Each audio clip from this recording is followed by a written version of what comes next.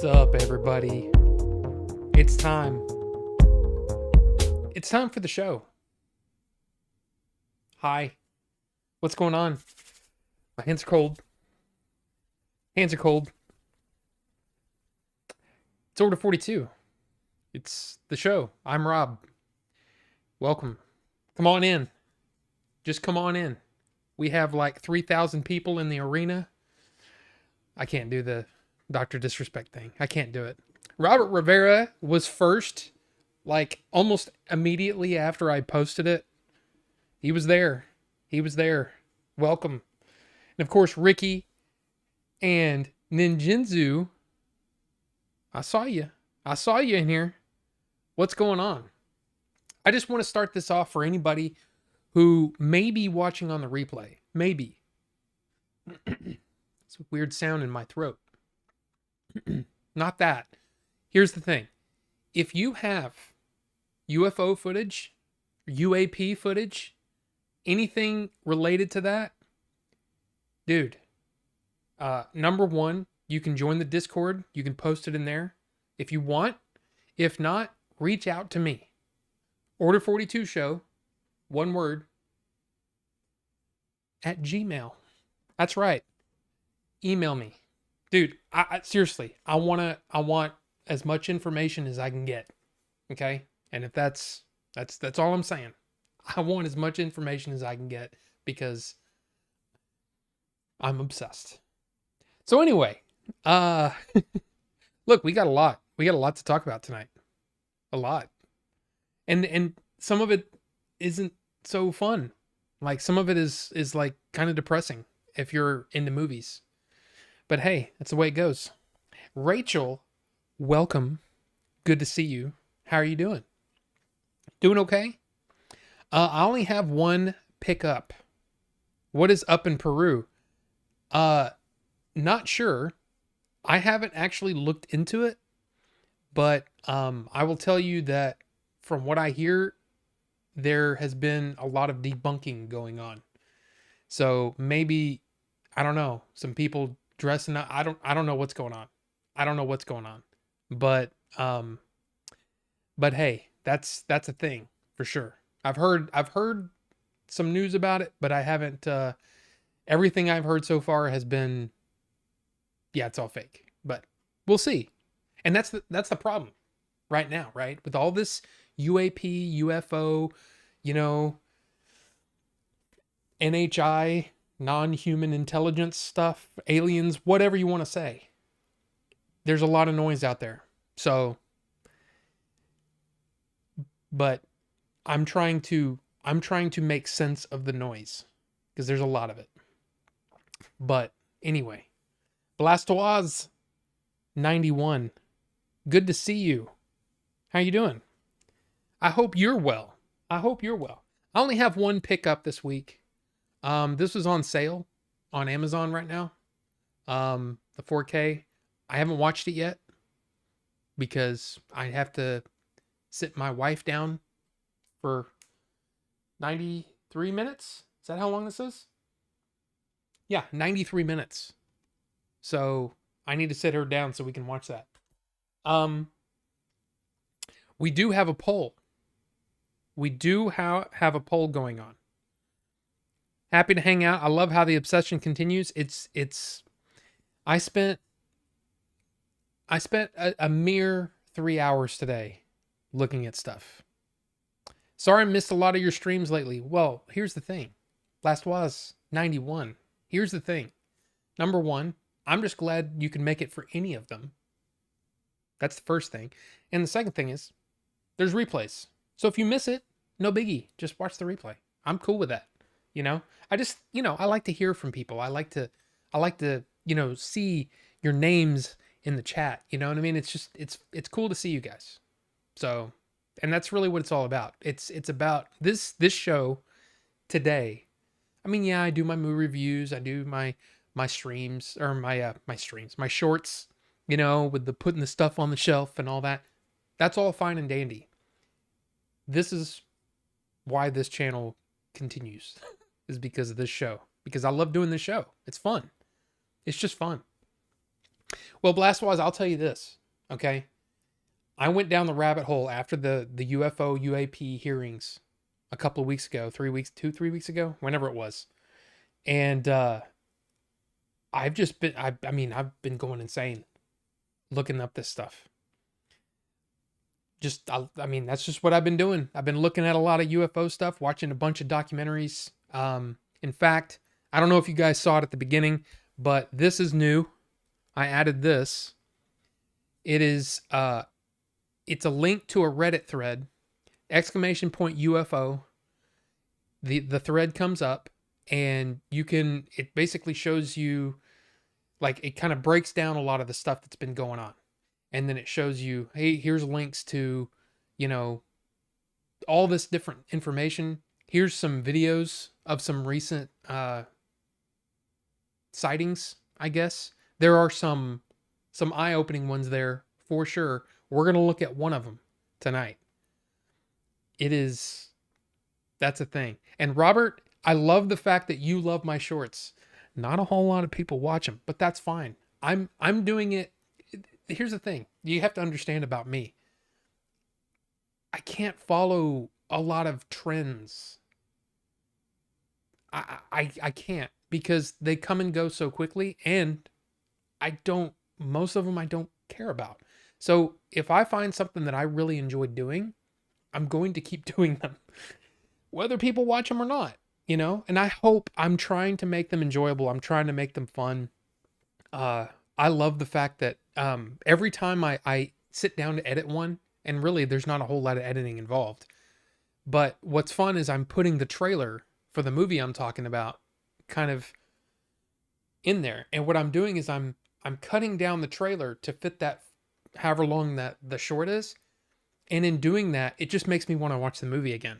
So it's kind of fun, because it's like, it's just fun. It's just fun to do. But hey, like them or not, they're going to continue until those boxes are empty.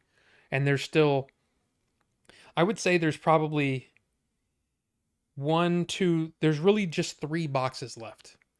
But the one on the bottom is freaking huge. And it's almost all DVDs. And there's movies in there that I don't even remember buying. There's movies in there that for movies I no longer like. It's a thing. It's a thing. Welcome, Phil. I see you there. And thank you for saying smash the like. I mean, here's the thing. When it comes to YouTube, the like button is important. Comments are important. Subscribing is, of course, important, but it's the liking and the comments that really boost videos and get them out there to more people. I think my the video I did where I said, going to the movie theater sucks. If there had been, and I'm not blaming anybody, okay? This is not a blame game. But if it got traction earlier in its release, it probably would have been seen by more people, because it would have gone out. YouTube goes, hey, this video is doing well. Let's throw it out to all these people. And then hopefully people click on it and all that. It's a thing. You got to play in a way you're trying to play to the algorithm. But honestly, I'm glad anybody watches my stuff. Seriously, when my video hits, 50 views, I'm like, hey, 50 people watching me, you rattle on about something. That's awesome. I think that's cool. So, I don't know. It's just a thing. A lot of UFO talk in Peru. Seems like the gray aliens are attacking a small rural village there. Yeah, and like I said earlier, I don't know if you saw that, or if you were here.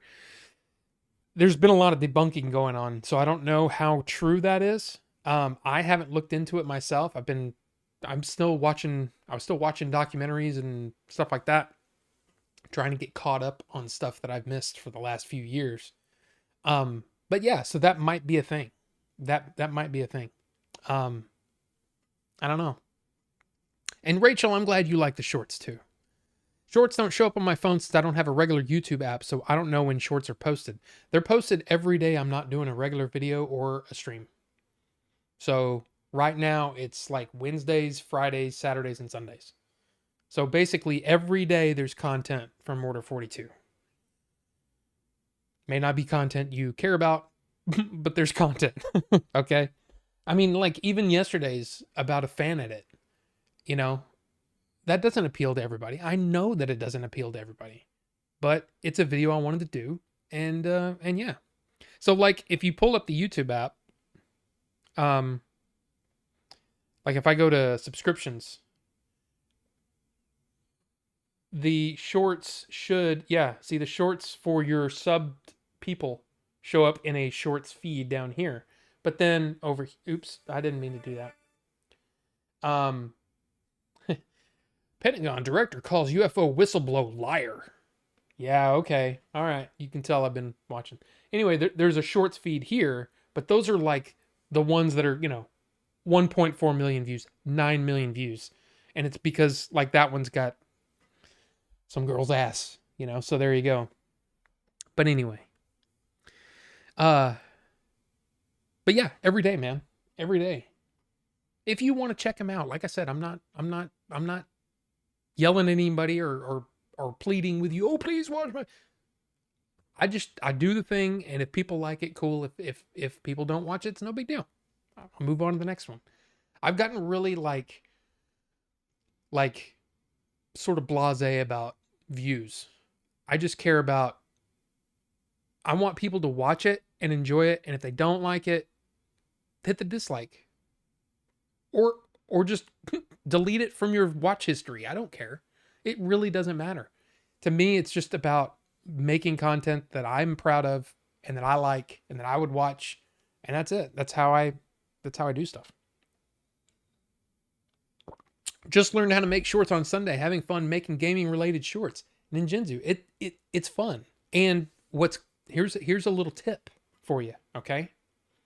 Whatever you have, if you have iPhone, Android, whatever, if you get the YouTube app and you're signed in under your channel, right? There's the upload video at the bottom. So what you can do is you can pick a frame from your short to be your thumbnail. I was doing it just through the desktop app, and when you do it through there, you can't choose your thumbnail. I don't know why, but you can't go through and say, okay, at the 32-second mark of my 1 minute short, I want that to be the frame everybody sees. Well, if you do it on mobile, if you upload it through mobile, through your phone, you can choose your thumbnail. So that's a thing. I learned that, and now I've been picking, what goes up there. Like I know this was like 2 months back. I did a short for Top Secret, and there's like just a little clip, little 2-second little video clip of the, if you remember Top Secret at all, there's a girl with a swimsuit, and she's laying on her stomach, right? And when she gets up, there's boob holes in the sand. It's funny. It's a comedy, right? I wanted to pick that as my thumbnail because I know people would click on it, but I didn't know that back then. So it's just a thing. Finished Final Fantasy 16, Phil. Well, I'm hoping that you liked it. That is on my list. I still haven't played through the demo. I played like 10 minutes of the demo and was like, okay, this is kind of cool. I want to come back to it. I still haven't gone back to it. That's the thing. But yeah. What are your average views on the shorts? Very low. Very low. Like, it's weird. Some of them will, for no apparent reason, get like 1,500 views. But most of the time, they get like 100 and something, 200 and something. I don't know if there's an average, but Jazz, how's it going? Good to see you. Haven't been in for a while. Play Tears slowly and avoided spoilers everywhere. Yeah. Almost every video out there on Tears of the Kingdom seems to have a picture that I would consider to be a spoiler. So I'm glad you were able to do it. Glad you were able to do it. Let's be honest. We all want to see Rob's shorts. Am I right? I mean, there's nothing special about them. They're blue. They're blue shorts. They're blue shorts. Does anybody mind if I partake in a little herbal remedy? Feel free. Feel free. By the way, you might notice there's a poll going on right now. Let's see what's up on the list. Of course, from last week, Jax. Now, this is for e-liquid. This is e-liquid for an e-vaping device. Okay? So, Apple Jax e-liquid. There's the dragon fruit strawberry cream that's up on the list. And then finally, a new liquid to the lineup. Fruity cream. Now, as far as I know, this is just strawberries and cream, but I think it's more stuff. There's more stuff in it. But it's like I said, hey, why not? Let's try it. Let's see. So that's what's going on right now. And oh my God, we're in a 3-way tie. There's 9 votes, a 3-way tie. Applejack's drag straw queem. I purposely spelled them wrong. Fruity queem. So yeah, we'll let that go for a while and see how it goes. Woman in a bikini, how about switched on? What do you mean? What do you mean? Maybe the hashtags could get you up there. The hashtags, I mean, yeah, I might throw on Blu-ray, hashtag Blu-ray or hashtag DVD or hashtag the name of the movie or whatever, but I don't know.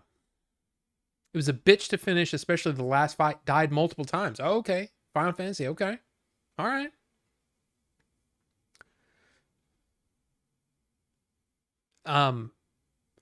Wait, I'm still trying to figure Cosmo. I'm still trying to figure out. Welcome, by the way.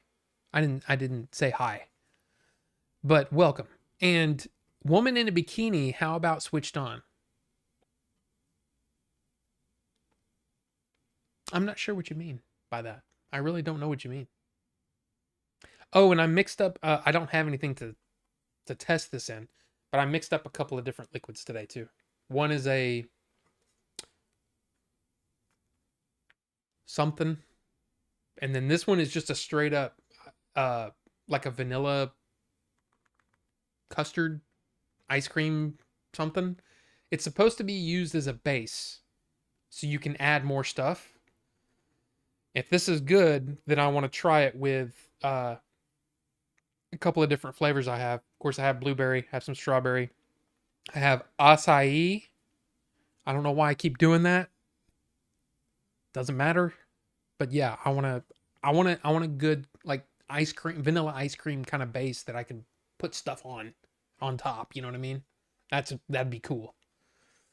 But yeah. Oh, that's kind of funny. All right, so before all of the stuff went down as far as government regulation on nicotine, I know people look at nicotine and they go, hey, nicotine's dangerous. Nicotine isn't really dangerous. I mean, you look this up. I don't have any links to show you, but nicotine in itself is as about as harmful as caffeine is. It's just a different thing. In fact, nicotine can help with all kinds of different things like anxiety. It can help with what do you call it?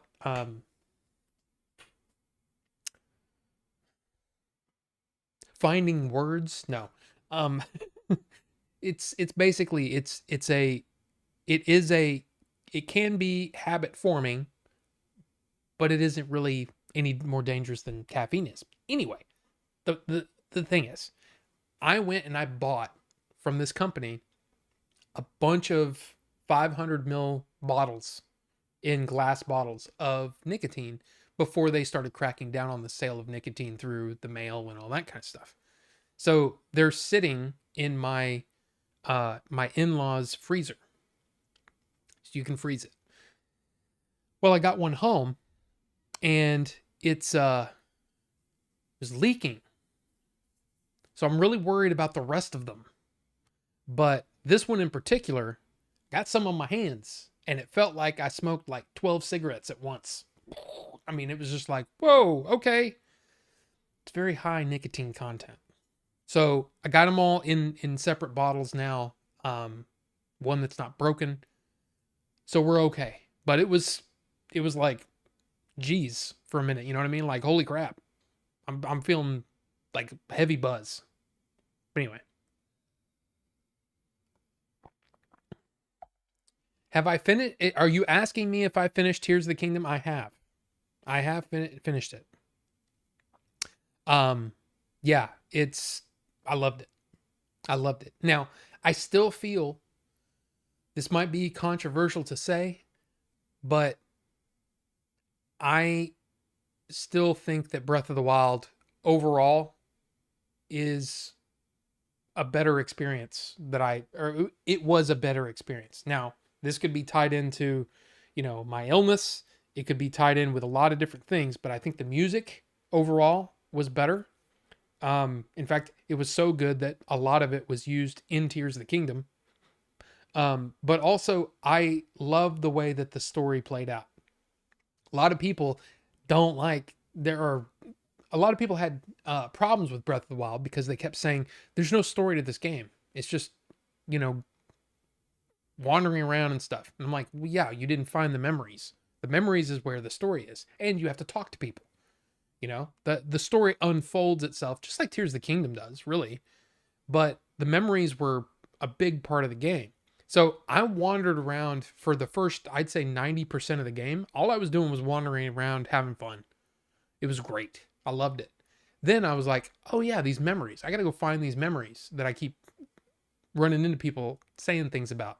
So I went and found the memories, and the story kind of unfolded, and I loved it. I loved it so much. And then when I sat down to play the end of the game, I found it incredibly emotional, even though the ending was way too easy. It really was. The ending to Breath of the Wild is just simple. I had more trouble. Actually, what was it? Thunderblight Ganon, right? The one in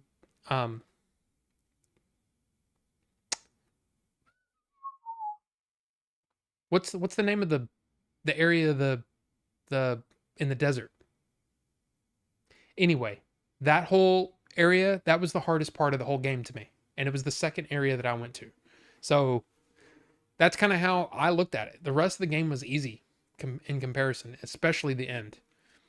Tears of the Kingdom, same kind of thing. That area, sorry. Yeah, the Gerudo area is what I was trying to come up with. The Gerudo area was the toughest part of Breath of the Wild. It ends up being, to me, one of the tougher dungeons in Tears of the Kingdom. And on top of that, I found the boss not hard, but more annoying than any of the other ones. So it was like, man, maybe I'm just not a fan of the Gerudos. I don't know.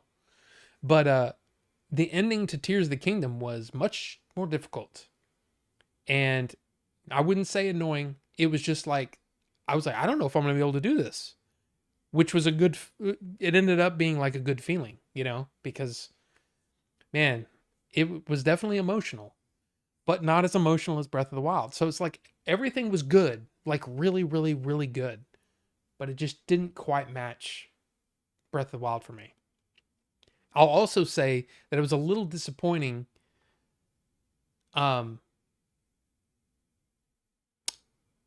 don't even know if that's, it's technically a spoiler if you've never played it. So if you haven't played the game, this would be a spoiler. But I'm just going to say this. There are levels, right? And when you experience these levels, you're sort of like, oh my God, the game is this big? It's really not. There's not a whole lot of other content in these other levels. And so it's a little, I wouldn't say it's not something that they intentionally did. I don't think it was intentional on their parts to make you think, oh, the game is this big. Most of the stuff takes place on the one level. So it's kind of like, okay, it's cool. It's very fun. I loved the other levels, but it's not as deep as I thought it was going to be. it's still super impressive. I mean, I'm not saying anything about how unimpressive or it may or may not have been. I was very impressed, but I was a little bummed out when I was like, oh, it's okay. I get it. Okay, but that's just my opinion, and I mean, and like I said, I love it. I enjoyed it, and I played it a little bit the other day. I got all the what were they called? Bubble gems. Got all the bubble gems finally. So yeah, yes. Anyway, switched on thumbnail. I think her name was Christine. You guys had her on the show one time. Oh God, what was her name? I don't remember. I don't honestly remember her name. And we didn't use her very long because uh I think we scared her away, honestly. Back in those the switched on days where you could pretty much say anything you wanted, but we didn't have the couth to keep somebody like that on. I mean, the whole plan was, hey, we want to do this from time to time, and I think we tired her out. Number one, and not in that way. We had a long show. There's a lot of just sitting there, and then on top of that, I think she was maybe a little uncomfortable with some of the voicemails that came in. I don't know if you remember that show, but I do, and I remember thinking, oh God, here we go, crap. We're gonna scare her away before we even get a chance to do anything. You know what I mean? So it was kind of a bummer, but hey, it is what it is. You know. But yeah, that would have been fun. And it's I assume there's still some pictures that we never used that because we took a lot of pictures with her and fun pictures, not like anything like super like risque or anything like that, but fun like oh these are gonna be funny, and I don't think we ever did anything with them, so that's a thing. There's a big freaking scratch. Look at that. I don't know how I did that. I scratched my arm on something that hurts. It's all puppy. Anyway, Alejandro Marquez. Hello, Rob. Good stream. What's with the non-human inhabitants again? I mean, we haven't really talked that much about it, other than there's something going on in Peru. And I heard about it, the first time I heard about it was yesterday. And then today I was watching a video, which we'll talk about, that they basically were saying, yeah, I don't think it's real, kind of thing. So I just haven't looked into it very far. I don't know a whole lot. I don't know a whole lot about it, but there you go. You do like Breath of the Wild more. Okay. I still go back to Breath of the Wild after beating it, but not so much on Tears of the Kingdom. Yeah, Breath of the Wild, I played through the entire game 3 times. And I'm talking about the DLC too. I just love that game. I love the way that it worked. In fact, we played a lot of it on Twitch. And basically me screwed around, which was fun. And I, doing my voices and stuff. But you also agree about Breath of the Wild? Okay. The last section of Tears of the Kingdom just takes too long. Varudanya. Yeah, I don't know. I can't remember those, but I just remember it was Thunderblight Ganon. Like, it pissed me off so bad that I turned off the game and said, I need a break because I'm losing it here. Yeah, Thunderblight Ganon. Gerudo Desert. Yep. I was just so mad. Oh, it was a very ragey experience. But I was also not using, and this is one of the things that I don't like about Breath of the Wild and Tears of the Kingdom, is I don't like the fact that in some cases it seems like you have to use, like if you're not super skilled at the game, which at that point I was only in the second dungeon area, whatever you want to call it. Yeah. Anyway, it seems like you had to use some of the food to boost your stuff, right? And yeah, I hate that. I hate the fact that you're just not strong enough and you have to use. It's one of the things I don't like about the new Diablo game. is the fact that, um, yeah, you can probably do it, but you really need to drink a potion before you go into it. And I'm like, okay, it just okay, make me strong or make me not strong, whatever. But don't make me have to buff my character so I can do something. Just make me able to do something. I don't know. But I've actually been enjoying Diablo 4 a lot more recently.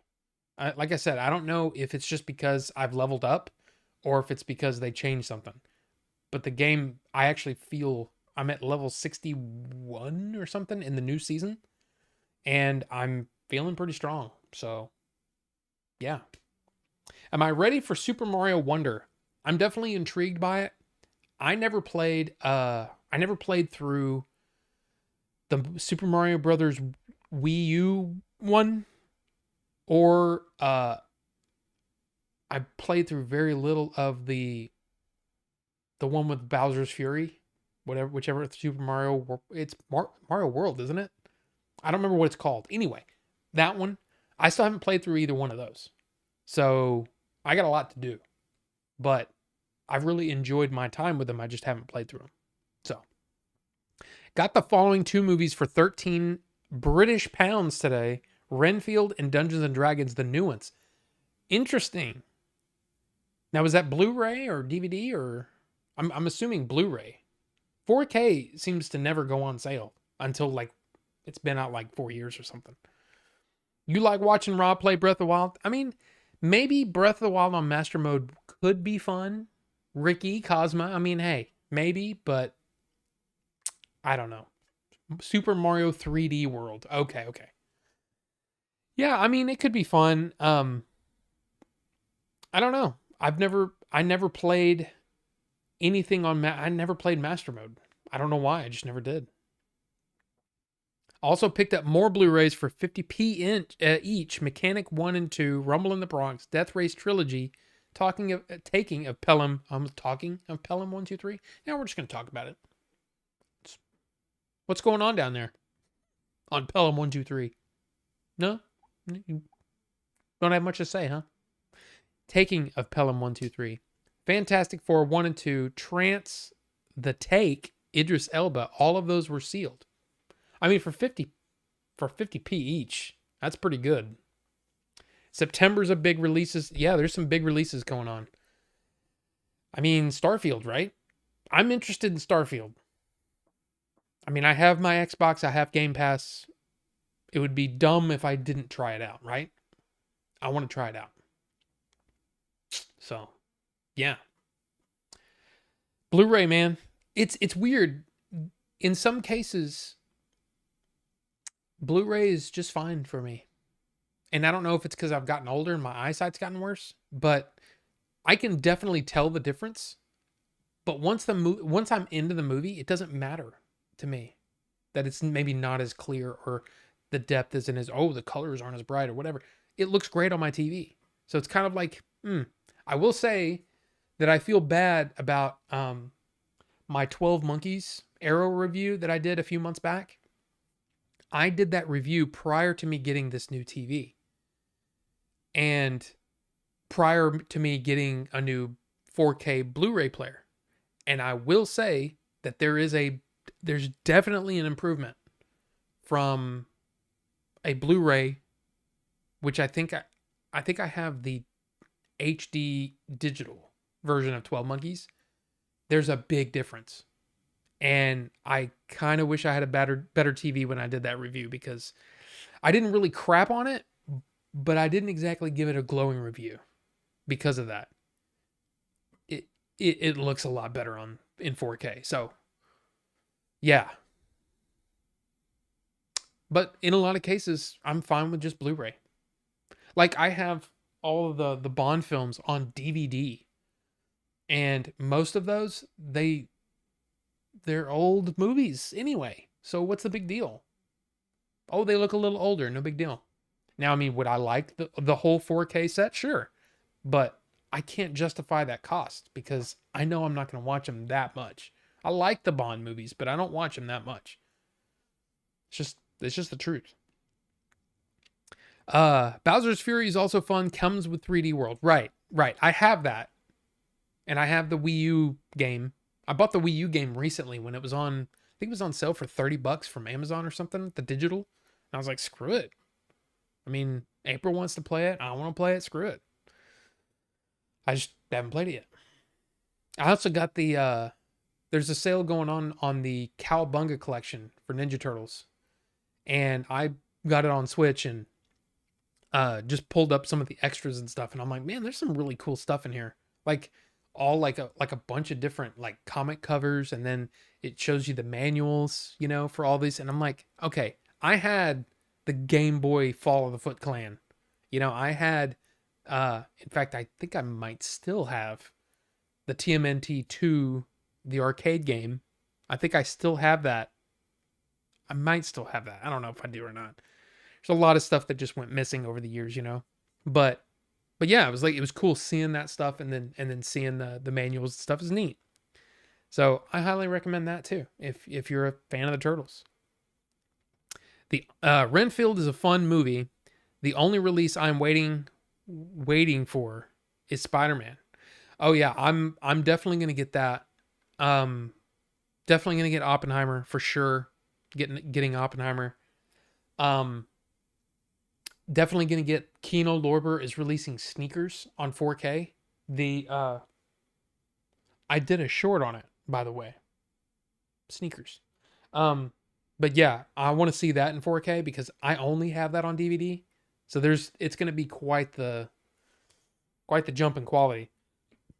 And Rufus, welcome. And Carbonite, welcome. Good to see you guys. Indie on Disney Plus later this month. Well, thank you, Cosma.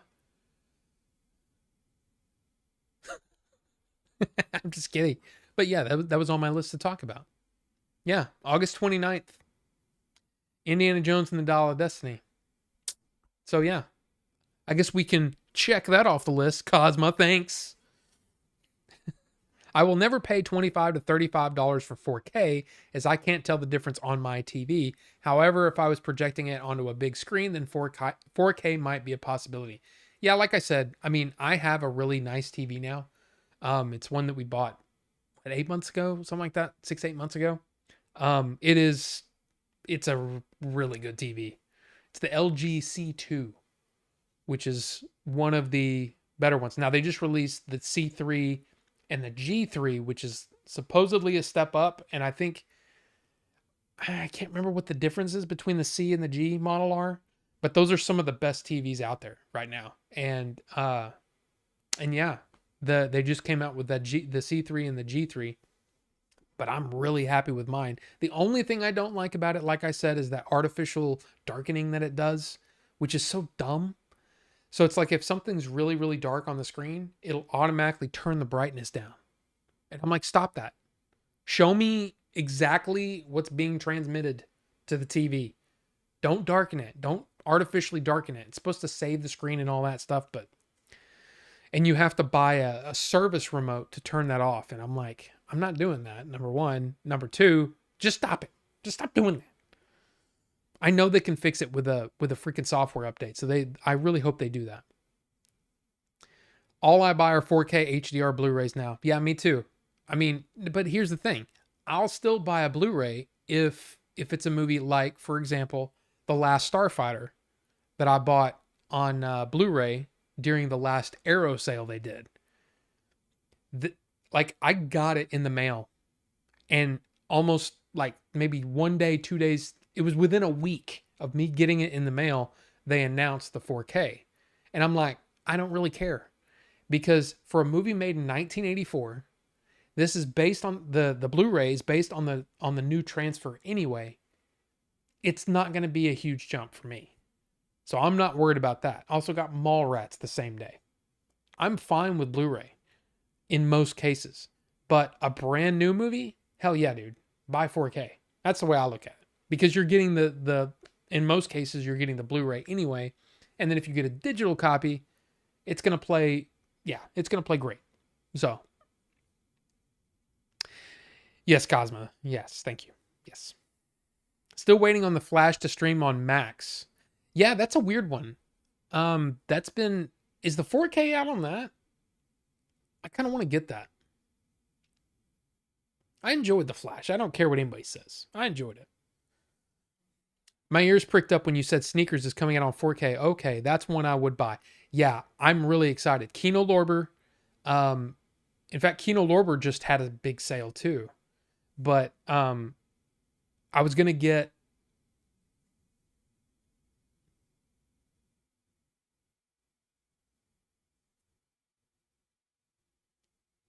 My ears are ringing. That's weird. I hope I don't pass out like it's some weird nicotine thing. That nicotine thing happened like 3 hours ago. I hope. Man, that's weird. That's a weird feeling.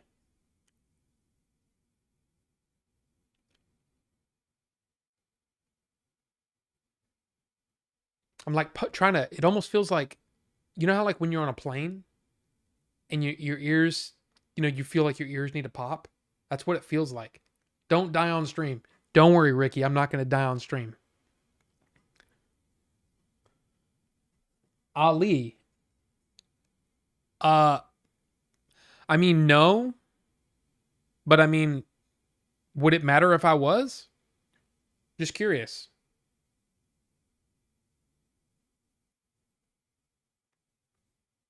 Just curious. Like, what? Why does that matter? Would that matter? Would that change your whole view of what I've said? If I say, yeah, yeah.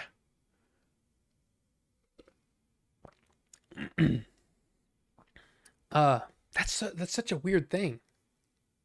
I mean, it's gone away. That was weird. Carbonite showed up to my stream and I thought he was someone else based on the color and the fact that I see him a lot. Was super embarrassed when I realized such a bigger deal than I made it out to be. I love that. I love that we're supporting each other. You know what I mean? Now, I mean, I don't always see everybody going live and stuff, and plus I'm doing all kinds of stuff. But that's awesome. I love to hear that. I love to hear that. In fact, you should post it in the your own content, because I'll watch that stuff, man. I love it. The Last Starfighter is a great human alien love story. Love story? Not between human and aliens. I mean, kind of, I guess, in a way. Bucho buys still VCR tape. Damn Kiwi. I tell you what, Robin Chat, DC needs a win this weekend with Blue Beetle. Not good so far, and just a confusing mess with Godot saying they are not developing. Oh, they are developing Wonder Woman and then not. Yeah, that was. I don't understand what the hell was going on there. Why did she even say that? But from what I hear so far, the reviews on Blue Beetle are actually not bad. Like, not bad at all. They're saying it's more about like the superhero stuff. There's a lot of it that you're gonna go, yeah, I've seen that before. But it's the human story, the family and all that stuff that's actually really, really well done. And that somebody said you can tell that these people not only respect, but they love the Latino community, because they really made this movie for them, and or to really appeal to them, but not in a weird way. It was like everything I've heard so far has been very, very complimentary on that part of it. But the superhero stuff is kind of like, eh. And apparently Zolo, is that how you say his name? I don't even know if that's how you say his name. But I'm pretty sure everybody is going to think he's a star after this, if they don't already. I really like that guy. I think he's great on Cobra Kai. He's one of my favorite parts of that show. So yeah, I'm hopeful for Blue Beetle, but I just don't care about it. I just don't care. So I'm rooting for it, but kind of in a, like, I don't have time to go watch that. I don't right now. Don't have the time. Now, I will be going to see next week. They're doing We've already planned for this. We're going to see the, what is it, the 30th? Yeah, 30th anniversary of Jurassic Park in the theater in 3D, which is going to be crazy. So I'm interested in that. So there you go. We don't talk like that here. I mean, no, his wife wouldn't be happy if he is, but we'd support him anyway. Yeah, only on the weekends.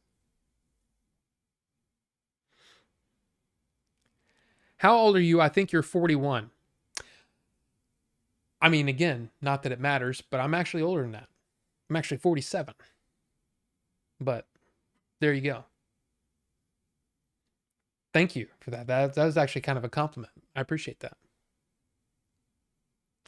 A little bit of a troll. Hey, I mean, yeah, it's probably Billy. I mean, maybe. Maybe. I know I should, Rob. I know I could. Okay. I don't want to advertise. I want to support. Get off my case. But this is exactly the same conversation that Billy and Jay talk to me, tell me all the time. They're like, dude, we want to do that. Let us do that. And I'm like, yeah, it's weird. It's cool when it's coming from you, but I don't want to come in there and then people think that that's what I'm doing. And they're like, no, it's cool, man. Just get in there and say, hey, come to Order 42 show. They're either going to watch it or they're not. And that's really what it comes down to. You doing that isn't going to say anything about you. It says more about us that we want to support you. And I think that would be cool if you did that. I understand if you don't want to, but I'm telling you, hey, that's how we're looking at it. So there you go. It could be Billy. It could be Billy. I'm at work, so I'm using my both accounts. Oh yeah, there you go. Yeah, I see you, Ricky, going in and out there. I see that, which sounded kind of. It's not what I meant by that, but all right.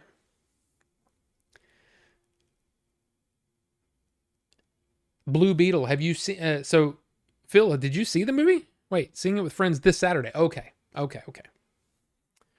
Well, here's what I want. I want to know what you guys think of it, and if it's good, I'll go. I'll go watch it. I'll make time. We run a kind community right here. I mean, that is true, and we support each other. That's what it's all about. I'll check Blue Beetle and Aquaman 2 when they're streaming. Yeah, see, like both of those, I don't really care. But here's the thing, though. I will say, watching those DC animated movies, I'm actually kind of digging Blue Beetle. The character. Like, I'm like, okay, this is kind of cool.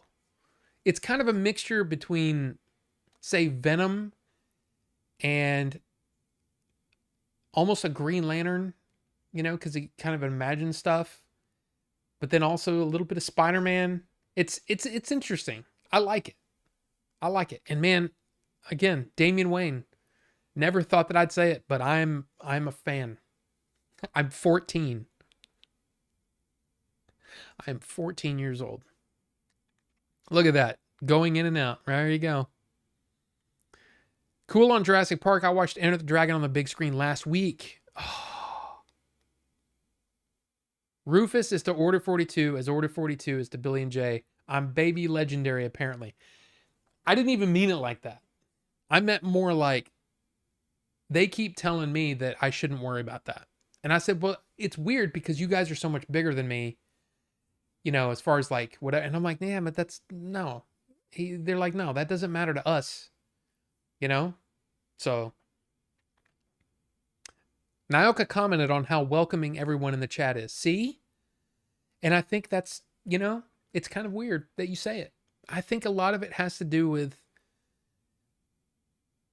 how I treat you guys. I don't yell at you guys. I don't get angry with you. I mean, we have had our discussions that can get quite lively, but we all respect each other. And I think I treat you guys the way I want everybody to treat each other, kind of thing. You are legend, Rob. Order 42 matters. Oh, wow. Again, that's too much. That's too much.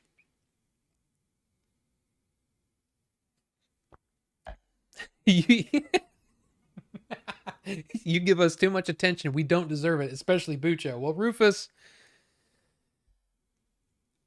I mean, that is Bucho right there. He's not even in the chat, but he is still.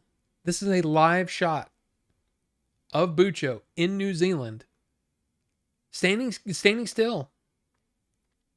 I'm surprised there's no wind either. You know, where he's standing, there's no wind, and the wrinkles seem to appear the same every week. But hey, it's amazing. It's amazing. Rob shouldn't let Melvor in his house. Well, I mean, the funny thing is though, I'm excited. I'm excited for you guys to see some of the stuff we've been doing. I mean, I know some of you have seen it. You know, some of you are Patreons and stuff like that, and you've seen some of the stuff that I've been doing with Billy and Jay and Melvor and the other guests, and it's fun. It's really fun, and I hope that you guys like it. I wonder if he's going to release. We did have a Star Wars discussion. It was kind of fun and lively. I'm sure it'll get released at some point, but welcome BC. Sorry, I didn't actually say hi, but hi. Good to see you. Do you even know you're contagious? Your positive attitude is. Well, I appreciate that. But it's also like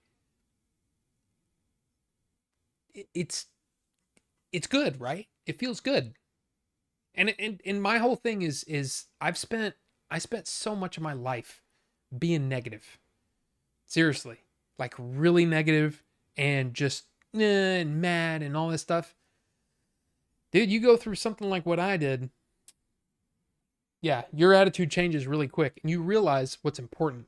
And I think if anything, I just want people to remember the good things I did and not all the bad things. Because I've done plenty of bad things. So, see, some of you never saw that side. And that's good. It's good that you didn't. I used to complain a lot. And it was just, I was a negative person. And so, yeah. Right. Have a good one and enjoy Jurassic Park, Rob. Oh, are you heading out, Phil? If so, I didn't see you say bye. You may not even be saying bye. I might just be misreading that. But I'm going to enjoy Jurassic Park. I'm going to try anyway. I'm not a huge Jurassic Park fan like some people. I like Jurassic Park, but I'm also irritated that they turned it into a theme park ride instead of the thoughtful science discussion that Michael Crichton did in his book. That's right. It came out when I was 17 years old.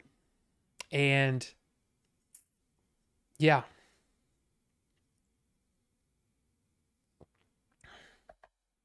Freaking Bucho watching us. I know it. Oh my God, Walmart had baby Melvor pants. He has started a trend and didn't even know it.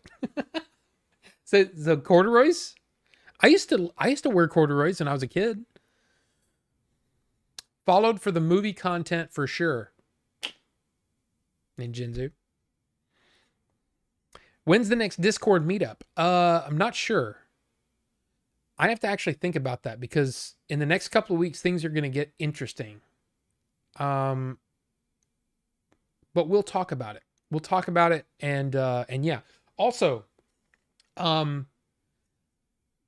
here is just because there's so many of you here, I just want to show you this. Remember we were talking about doing shirts.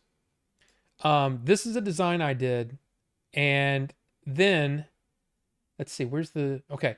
So imagine that on actually, let me do this. Layer, background, a layer here. So this is what it would look like on, say, a gray shirt. Okay, that's not gray enough. I was thinking a darker gray. Like, I don't know how much of this you can... Oh, you can just see That's weird. It's capturing just part of the window, but it's not capturing all my tools and stuff. But anyway. Flip that. So here's like on a dark gray shirt, okay? Then we could also do it like this. Oops. Oh, hold on. Uh, bam. And then inverse the selection. Can you?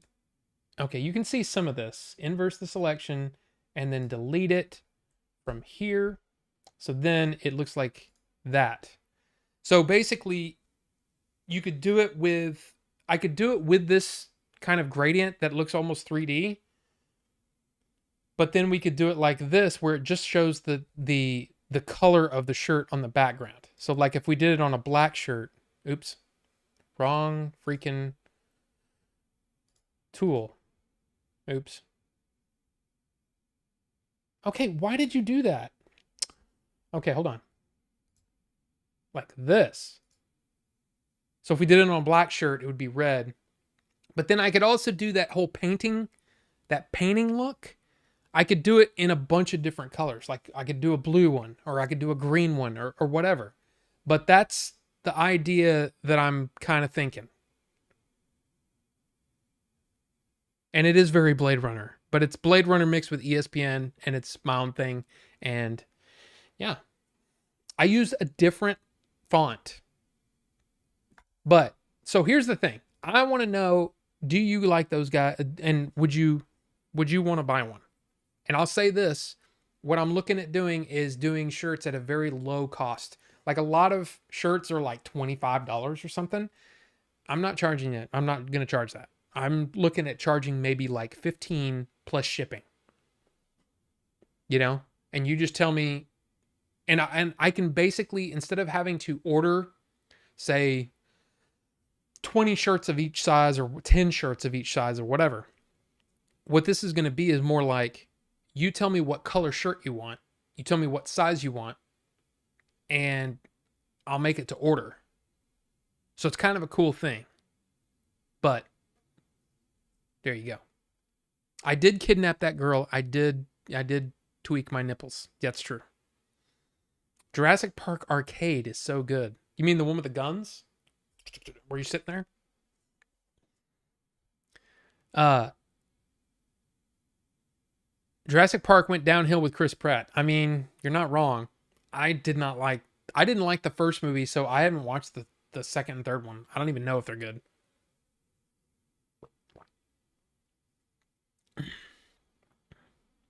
The raptor talking on the plane in Jurassic Park 3 is the cringiest thing I've seen in a movie. I mean, it's cringe, but he's dreaming. I'm okay with that. You're going to buy one at Retropalooza. Okay, then. That's not weird. It's to protect your process. It's streamer mode. See, I didn't realize that. Well, I mean, I don't have anything to hide. But anyway. You may need to lighten the lower gradient for readability. You dig the gradient 3D version more, but the flat order 42 in white on black would be classic AF. Okay. You love AO, love the style. Okay. Looks like Orion, that failed production company.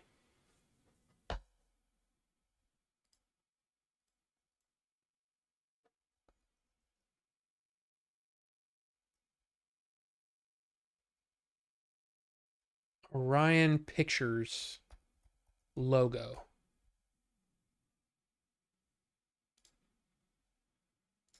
I mean, it's pretty close, actually.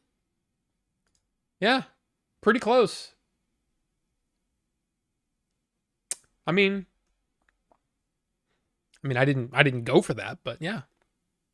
You would buy one, so would Gary. Okay. Just downloaded the newest podcast with Rob. Yes. I hope you like it. Personally, I wouldn't mind a black shirt with blue paint, like my name on here, and gray lettering.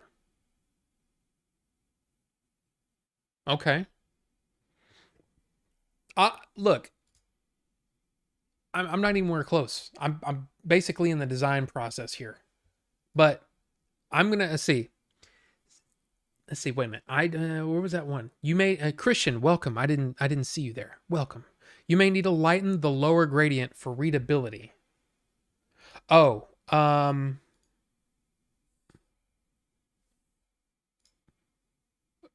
hit the wrong button. I mean, yeah. Let's see. Gradient overlay. Let's just do, oops, wrong way.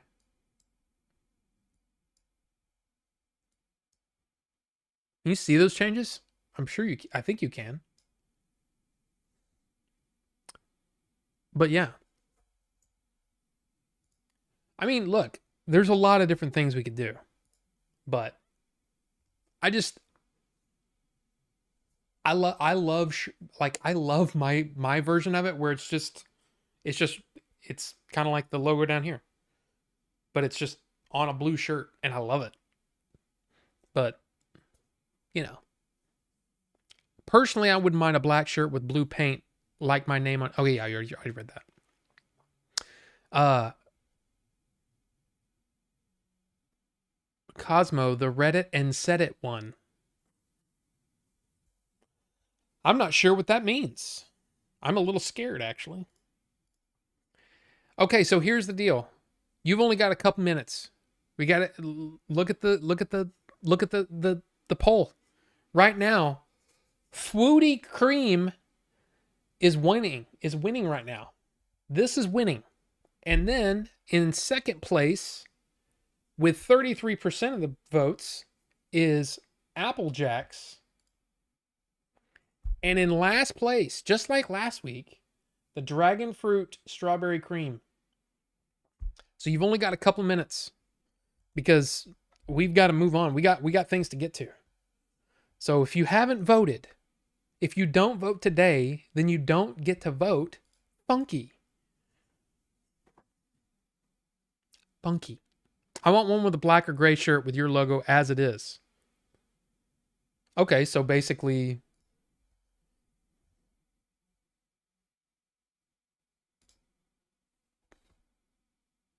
so just like that. Creamed jeans. Game Dave. Gamer McDavid. That's the wrong thing. There we go. So just like, like red and black or something. The first one you showed us. Oh. So like that. That's right. Gamer David. Or Gameth Davith. There you go. Cream Dave is your other channel. I wonder what channel that is. But yeah. Yeah. Or the paint one too. They look good. Hey, I'm just trying to make some stuff. I'm just trying to make some stuff, and if people want to buy it, cool. If not, it's not that big of a deal because I can pretty much make these to order now. I just got to come up with some designs, finalize that design, and then we'll be able to move forward, and it'll be fun. It'll be a fun thing. And again, we're talking like $15 plus shipping. It's not that bad. Hopefully you get a shirt that you like, and then, yeah. And then you move on. All right, I'm in the poll now. You get a shirt that you like. I get to make a shirt because it's fun, and I get to send it out and all that kind of stuff. So, Fruity Cream won. Fruity Cream won. Now, as we sometimes like to do on this here channel, another surprise. I'm not getting crazy with the names.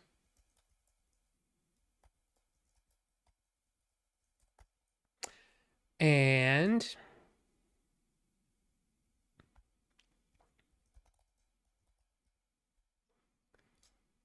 new poll. While we're doing this, Fruity Cream, here's the next poll. What's next?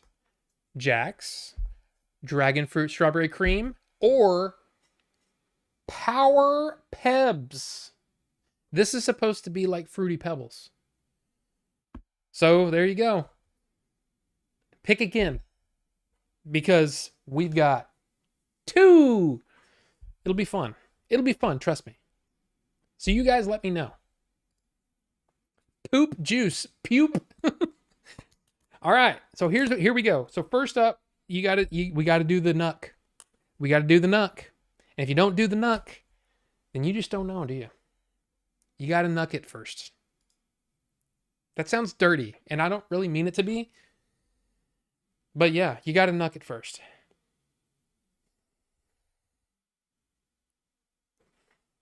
I don't know what I'm smelling, to be honest with you. Don't know. There needs to be one called Beetlejuice, but I can almost guarantee you that somebody's done that, and then they used it like, oh, look, they're marketing to kids. Kids can't buy it. Whatever. Anyway, knuckle test.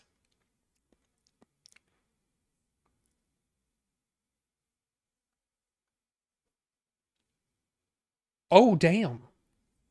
That smells awesome, or tastes awesome. I don't know if it's I don't know if it's actually gonna be awesome, but that is something. It honestly kind of has a cereal vibe thing going. What does that taste like?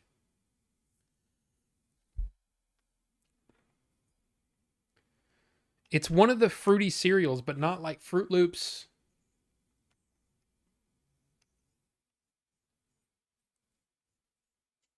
Okay, screw it on. Screw it down. And look at it. We're going to do the bleh, okay? So you get the juice, you put it in the little fill hole, and you go bleh.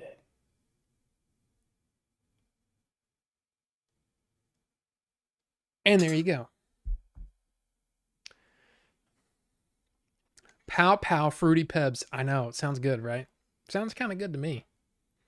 But at the same time, who knows? Any of these might be good, or they might suck. I'll tell you, the one that we did last week, the bangin' bananas, that one ended up just tasting like bananas.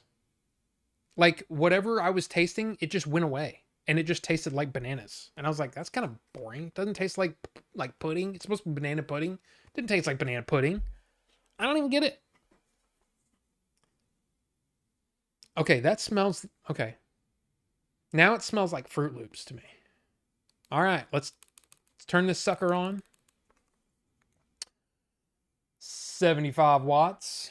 Here we go.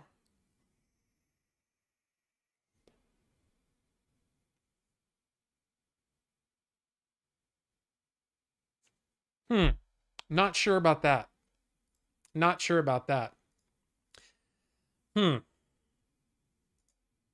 So here's what we're going to do. I'm going to take a minute with this. But what I'm going to do is I'm going to put this on mute, and you guys are going to listen to an old clip from the old podcast way back in the day. We're talking 2005 to 2007. The old podcast. Yes, if you do your research, you'll realize that we were podcasting way before Joe Rogan, way before Kevin Smith. Yeah, we were doing it first. But we were nowhere near as popular as they are. But anyway, it was an old show where three of us sat together and we basically tried to make each other laugh. And so there was some really not so PC stuff being said. And so what I did is I went through and I took some of the clips that we had that were, you know, still funny and all that stuff, but nowhere near as offensive as they might be today, because times have changed and I don't want to get canceled. Anyway, so here's what, like I said, I'm going to put myself on mute.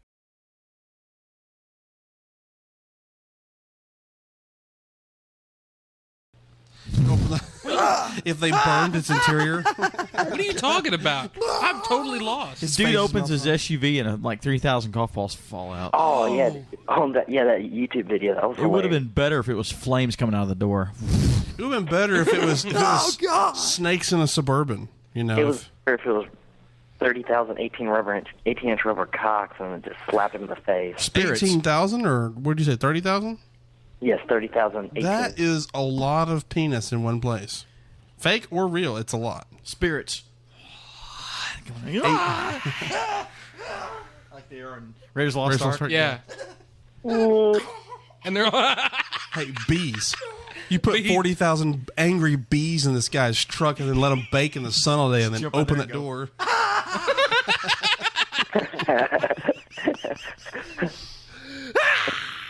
And Y'all he got comes me.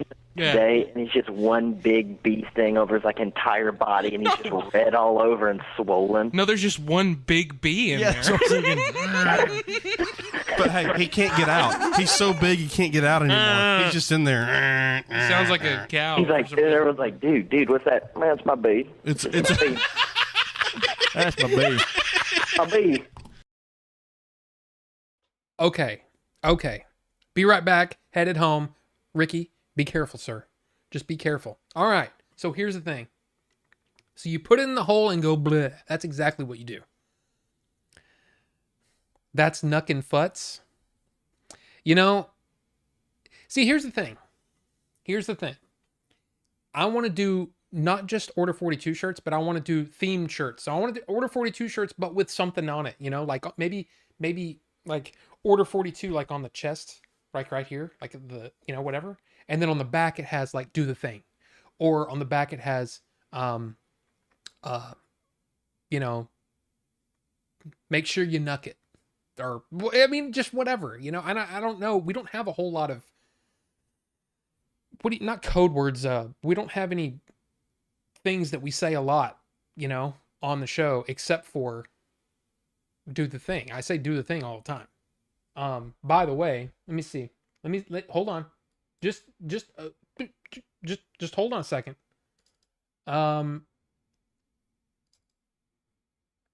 Here is it. Did that come through? There's the do the thing. So put that on a dark blue shirt. Thank you. Hydrate. Yes. Hydrate for sure. I mean, that's a thing. We could do that. Put that on the back. That'd be cool. Wouldn't that be cool? I think it'd be cool. I'd buy it. But I'm biased because I'm me and I know what I like. I created the emote. I like it. So there you go. The Order 42 show. Do the Nuck. It's not fruity. Okay, so this is supposed to be Fruity Pebbles. This, on the other hand, tastes like Tricks. It tastes like Tricks. And what's weird is there's actually an element of, you know how like the flavor, like if you get a bowl of Tricks, right?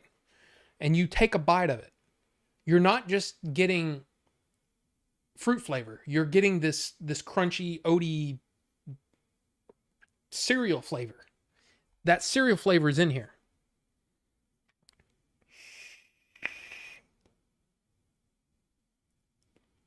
It's weird. It's really good, actually. The first toot was a little scary. I'm not gonna lie. This is pretty good. Now again, this is one of those things where over the weeks, you know, it'll probably take me 2 weeks to go through this, at least 3 weeks maybe. It might get worse, or it could get better.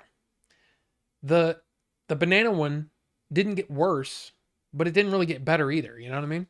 So there you go. I don't know if we want to put Nuck and Futs on a shirt. How do you do the knuckle test? Does it not irritate your skin? I've seen irritation on other folks when they load their machines. Well, okay, so here's the thing. This is 3 milligram. This is very, very low nicotine. If you had people get irritated when they get it on their skin, it may be a lot of it. It could be a higher nicotine level, or maybe they have some sort of allergy to it. I don't have any allergies to VG or PG, so it can't be that. And it's a drop, you know what I mean? It's not that bad. So, Alejandro, no, I don't. I'm fine. Perfectly fine. But what's weird is a lot of times you'll get a different taste off the nuck than you do when you vape it. Just because it just tastes different. It's weird. But that's also the kind of the fun of it. Like, I guarantee you, if I nucked this one right here, it would taste different than what it's going to vape like eventually. Unfortunately, I don't have anything to do that on. But Snuggles and Conic. What? One big B. I know. I like it. And that was, by the way, that was back when we were taking calls. And that was Brandon. Do you remember Brandon Cosma? Do you remember Brandon? And yes, got to remember that, man, that hydrate bear will, man, he will mess you up. So make sure you hydrate, people. Hydration isn't an option. It's your duty. I was going to say as an American, but it's your duty no matter where you're from. You should hydrate. Be hydrated.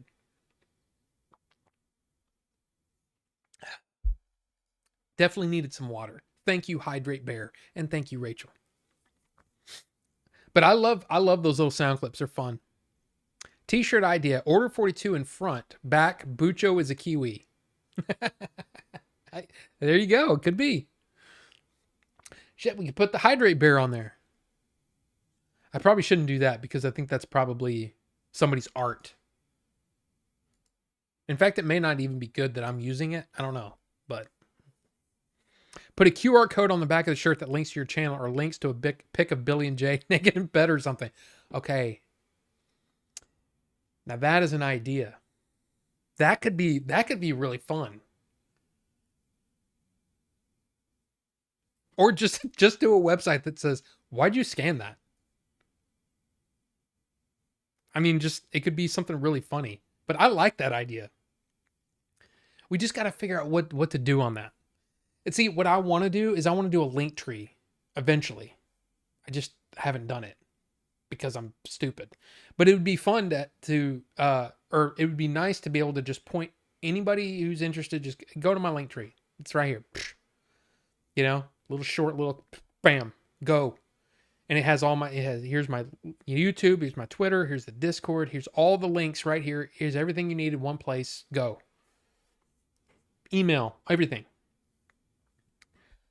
Posted my black and white classic shirt idea to general in Discord. Wrong font, but you get the idea. Okay.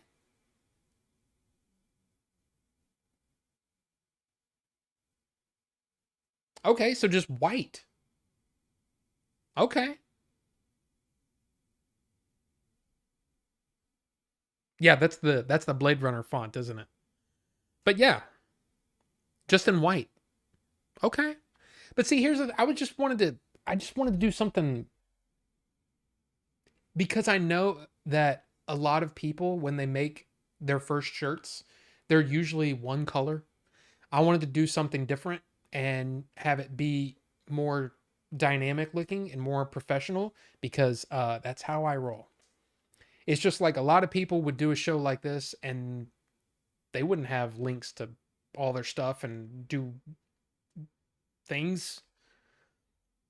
But I wanted that. So, I don't know. Totally the Blade Runner font. Yep. Just added 3D to make it subtle. Yeah. But yeah, I mean, here's the thing. We can do a lot of that stuff. I can do like a bunch of the traditional red to black.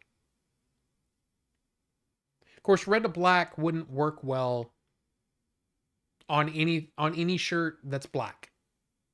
It would work well. I mean, it works really well on my dark blue shirt. I love that one. I love that shirt. But it's actually really thick. It's a thick shirt because it's a cheap shirt. So it's a little warm to wear in the summertime. But I like this right here. This is a 9 Inch Nails shirt. And this shirt is awesome because it's it doesn't even have a tag.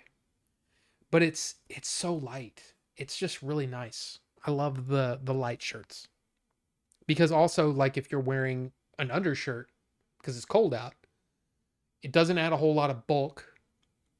There's a lot of reasons why I'm thinking gotta go with a higher quality, better made shirt that feels nice, all that kind of stuff, you know? We need to do a movie talk podcast with some of the folks here, like this guy. I'm down. I'm totally down. We can do it on your channel if you want. Like I said, man, I'm down. You just tell me when and where, and I'll be there. I'll clear the way so we can be there. All right, we've got 11 votes.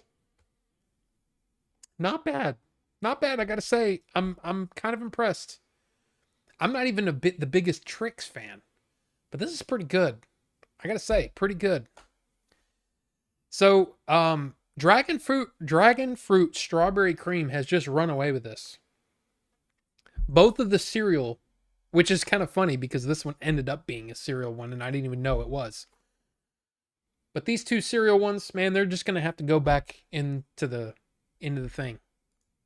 So, I'm going to end it now just so we can move on. My idea for our podcast requires more legwork on my part. I wanted to do it like an online book club. I mean, okay. Red and black would work when the bear kills you for not hydrating. Yeah. Got to make sure. All right. Free noms. Never tried any liquids from this company. This one was one of the this company's been around for a while and they just haven't they just never made one that I was really interested in trying. This one sounded interesting because I love dragon fruit. I love strawberry. I love cream. Strawberries and cream? Come on. I'm not trying to be dirty. I swear to God, I'm not. I'm not trying to be dirty. Sounds gross, or, sounds like I'm trying to be dirty when I say, oh, I love cream. You mean the cream of some milk? No. No. Okay? No. All right. Nuck.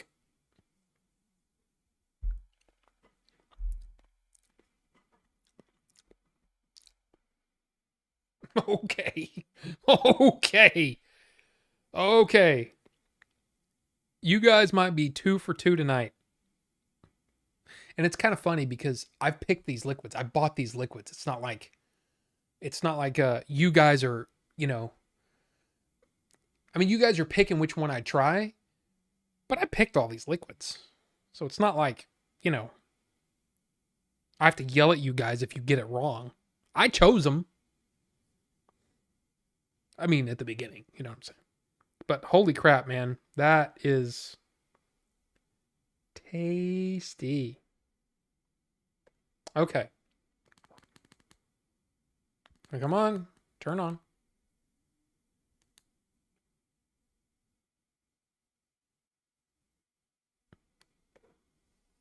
Okay.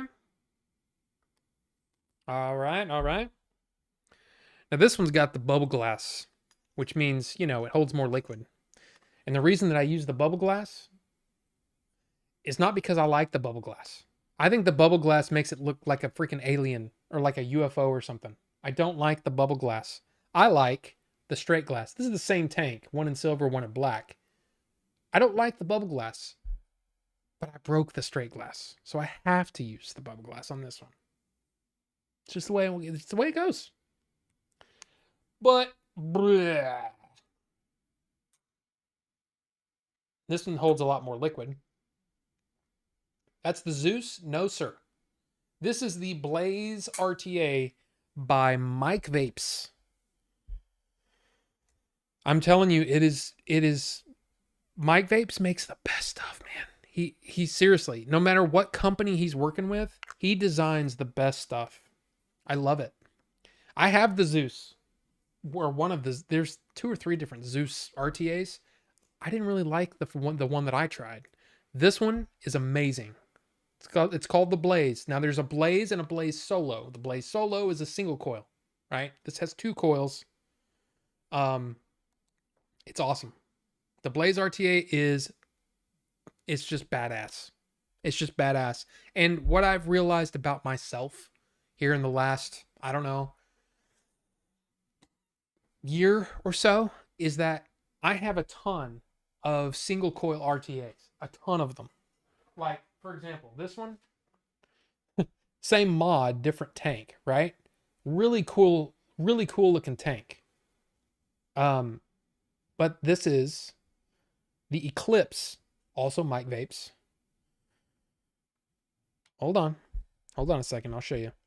Just give me a second. Screw this back on.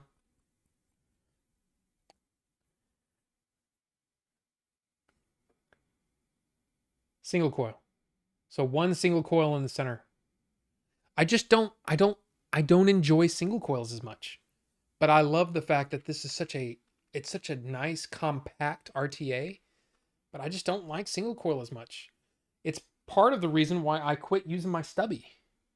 I showed you Ricky knows what I'm talking about. My stubby. I haven't been using it because it's a single coil. I just don't get the same vape. Now what am I doing? I need to vape this. All right. So you guys picked it. Dragon fruit strawberry cream from Free Noms. Here we go.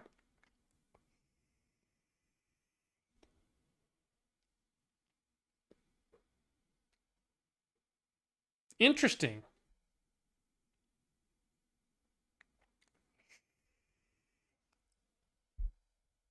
All right, same thing.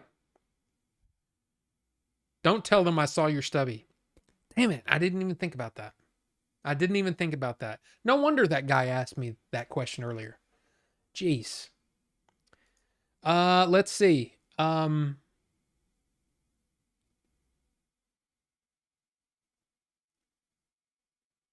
Let's see. I'm trying to find a... All right, we're just going to play this one because I think it's funny. So anyway, here's what we're going to do. I'm going to taste this and I'm going to put myself on mute. Okay? But when I do, you're going to listen to an old clip from the old Switched On podcast way back in the day. And yeah, so mute's going to go on and it's just going to...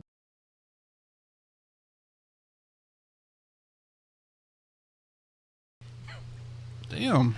You know, medicines will sometimes, like, they'll have, like, part of the in the name kind of tells you what it's going to fix, you know, whatever the ailment is. Theraflu, right? Right, you know. What about Tylenol? Doesn't really... Well, it helps if you're having problems with your tie. Right. If you can't get it straight or whatever, you take some Tylenol. I know, why... And it helps with all ties. You know, neck ties, bow ties. Except for, you know, think about Viagra. That doesn't really tell you I know, anything. why isn't it called Dicardafine? Why isn't it... or fucking all. Y'all got any... Erectate. Yeah. I heard... Therafunk. There's a... Dicardafine. I like that. I was already thinking of that. Humpafine. Humpafine? Humpafine. Hump of foam. That's the way you spread it over the... That's the external. It's like memory foam mattress, but it's for... I thought you were going to say it's like topical. You don't take It's it as a for pill. hard penises. What? It remembers the shape of your penis. They're foam underwear that remember the shape of your penis. Foam underwear. Memory foam underwear. Okay. Almost dropped it. I actually almost pulled my arm out of socket doing that. Ow. So there you go. Those are just two clips from the old Switched On. I need to basically cut down on the vaping because it's getting cloudy. I can see like a cloud hovering around my light over there. And you know what happens? I don't think I've done this. I haven't set off the smoke alarm on this show before. I don't think I have. But the smoke alarm's up there. And yeah, I've done it before. On a podcast, it's happened. It sucks. So we need to back off. But I'll tell you, it's interesting because this tasted really intense off the nuck. In the tank, it's mild. It's a very mild. I mean, it's not like dragon fruit, strawberry, cream. It's more like dragon fruit, strawberry, and cream. You know, it's there, but it's not like in your face. It's pretty good. This is going to be one of those that's going to be easy to just plow through it, you know, which is good. You know, you don't get that because what happens is for those of you who don't vape, I'm not trying to say anybody should vape. Okay. I'm saying if you want to quit smoking, you could switch to vapor, okay? But don't just start vaping because whatever. No. it only really vaping is for people who, you know, are trying to quit smoking, or trying to maybe you want to quit chewing tobacco. Maybe you want to quit cigars. This is a good option. But I'm not saying that anybody that doesn't smoke or anything like that should try, should vape. But if you are, you should try it. Anyway, this is much milder than I expected. Like much milder. So, there you go. That's the thing. Now, again, we used to do like 2-3 hour shows. I'm switching gears over to Switched On, the old podcast. We used to do 2-3 hour shows twice a week. And then we went to once a week, and we did about 150 shows. There were more shows in there. But yeah. And then we stopped the show, and then I think we did like 30 or 40 more, but it wasn't, they were like separated by months, sometimes years. I mean, it's been a long time since we did one, but man, I used to love doing that podcast, man, because it was just fun. It's literally 3 guys trying to make each other laugh. That's it. Coming up with wacky stuff, and then we'd play, the little games where we'd sing a song, and each person would sing a new lyric, and we'd just make it up, and it would be fun. And a lot of people just said, it's like hanging out with your buddies, and it's fun. But, it is a thing of the past, because again, we went down roads that these days we couldn't go down, because we'd get in trouble, like big trouble. Name a group of people and someone would get mad. Okay? I mean, there's a few people that Bucho, Cosma, Bonobo Juice, those guys were fans of that old show. And I'm telling you, those guys, you guys heard some stuff, right? But it was fun. It was fun while it lasted. I kind of miss it. I kind of wish we never stopped doing it. But I get it. Those guys had a family, had jobs that were important and all that stuff. That's just what happened. And we were so far away from each other. So I live in Fort Worth, right? These guys one lives in Rockwall, which is, if you know Dallas Fort Worth, that's like an hour and a half away. And then another guy has moved all over the country. He's been all over the place. But they live pretty close to each other now. I can't remember the city where he lives. But they live pretty close to each other. But it'd be an hour and a half. So now think about a day. Okay? That's 3 hours out of a day, plus however long the show takes to get going. Sometimes we sit there and BS for an hour before we start recording. You know what I mean? So you're looking at, that's a full day. So it's just one of those things. Bucho, how's it going? Bucho knows. Distance doesn't matter. It's 2015. I think you mean, here's the thing though. With this show, with that show, we tried it where we did it. We were doing it over FaceTime, and it just wasn't as fun. There's something about being next to each other and experiencing the same things, and all that. It's different. It's just a completely different thing. It feels different, especially that kind of comedy. There's something about being able to see Brian fall on the floor laughing. We wouldn't see that. We would hear a clunk, and then, oh, Brian's off camera. That's basically what would happen now. It's just not the same. So it's a bummer, because like I said, I wish we could do it. But here's the thing. I have to go to the restroom. Okay? I have to go pee-pee. I don't know why I have to tell you that. But anyway, I have to. So I've been doing too much hydrating. So I will be right back. Okay? I'll be right back, and we'll talk some UFO stuff. Cool? Cool. Be right back.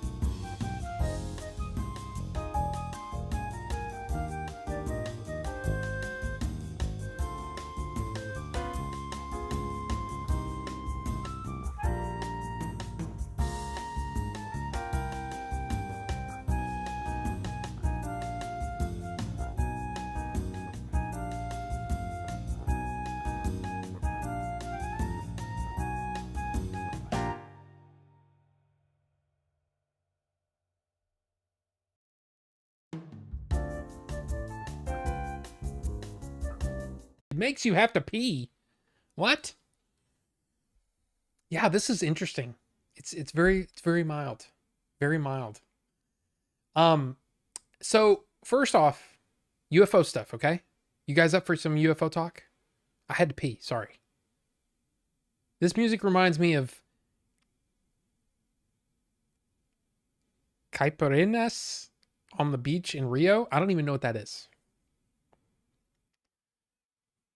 I don't know. Let us fart in unison. Oh, that would be something, Christian. That would definitely be something. But look, here's the thing. Okay, so one of the things that I did is I watched 2 interviews with Dr. Greer. It's Dr. Stephen Greer. Okay, and he confuses me, and I'm wondering if anybody else always up for UFO talk. Yes, it's my favorite. But he's a weird one, and the reason I say that is because it's not just UFO UAP. I know Rio's a city in Brazil. Thank you, Bujo. I know that. I don't know what caipirinhas are. I don't even know if I'm saying it right. I'm probably butchering it because I'm American and stupid. But anyway, he's so, it's not just about that for him. It's about all the things that are connected with that and all the things that he's learned. And the other thing is he's very slick. He's got his answers, and there's a lot of details surrounding those answers. It comes off as very rehearsed, but I know for a fact when I've told certain stories, over time you craft that story to get the most impact out of it, right? So it's just this thing where it comes off as being too slick. And it confuses me because I'm not sure whether all of that other stuff that he talks about should be the focus right now. One of the big things that he keeps saying is that most of the sightings that we're seeing right now are not from outer space. They are reverse engineered aircraft that the US government or other, I shouldn't even say that because we don't know if it's the US government. It's these shadow projects that some people in Congress are not even aware of, right? But these reverse engineered craft, and that with detail, you can tell because they've reverse engineered some of the exact vehicles that have already crashed over time. The other thing he keeps saying is that no, they didn't just crash. These were shot down. They developed basically offensive ways to use things like radar. That things like the first bomb being dropped in 1945. The first one was super disruptive to the aliens, to the NHI, whatever you want to say, because it's not just the EMP that comes out from the bomb, which is electromagnetic pulse, for those of you who are not aware, this thing that shuts down electronics, but it's actually like it's like a line that goes through space and time that messes up their radars and stuff. It messes up their navigation. It messes up a lot of things, and it's something that's what made them really start to take notice and do a lot of I'll just say maneuvers around the world, is because of these bombs being dropped. So it's interesting, and they supposedly have developed a way to use this, whatever this line is. That's not, it's basic. He said it's not like a sound wave. It's this line that's incredibly disruptive, and they figured out how to target these craft with these things. They brought them down, and then they've been reverse engineering them. and that a lot of what is being seen and, you know, in some cases not reported, but that they're actually, and he actually, I can't remember the acronym for it, but it's like there are different designations. There are actual alien craft and then reverse engineered craft, and they have two different distinct names. Interesting stuff. But really I think the main thing that we have to keep, I guess, and hopefully is what's going to be brought up to the forefront, with some of these hearings, is that yes, these projects do exist. Whether it's, hey, we got this ship and this body, right? And we've got it, and we're trying to reverse engineer it, and we're trying to give it to other companies for them to, or some of these, manufacturers, Boeing, Northrop, Vought. I mean, that's not Vought. I always say that. We're giving to these companies so they can use them. Raytheon, and try to come up with craft for us. Alien reproduction vehicles, ARVs. Yes. Alien reproduction vehicles. Because they're not actual. But he said they're the same shape, but the alien craft are like almost elegant in their design. There's no rivets, there's no seams, right? But the ARVs, you can see these seams, you can see these, you know what I mean? And it's like, okay, that is interesting. But I mean, when this thing is moving around so fast, you can't tell. But he's saying that the very, very famous footage that David Fravor experienced on the West Coast, that was an ARV. That wasn't an alien craft. What? Like, okay, that's all cool. All that's cool. Whether it's alien craft, whether it's craft made, ARVs, alien reproduction vehicles, whatever the case, we need to know about them. And we need to be able to utilize this technology to better our race. That's the main thing that I keep thinking, is that no matter what, this knowledge can move humanity forward. And for whatever reason, money, they're trying to prevent that. Because if they came up with something that could run your house, you buy one unit and it powers your whole house. You don't need to pay a monthly fee to a utility company. Your whole house runs off of this little box. And if that's true, if that's really the way that it works, there's a lot of money to be made there. And there's a lot of money that won't be made in these other ways. We won't have to depend on coal. We won't have to depend on fossil fuels, gasoline, and all those things will go away. They'll have to, like he said, the oil companies, all that stuff can still be used, but it'll be used in much smaller quantities, and they'll have to diversify what they make with that thing.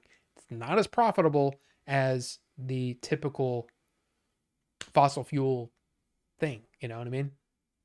So anyway, I find all that interesting, but hopefully all of these hearings will bring that tech. I mean, that's really what I'm interested in. Like now is, let's see that transparency.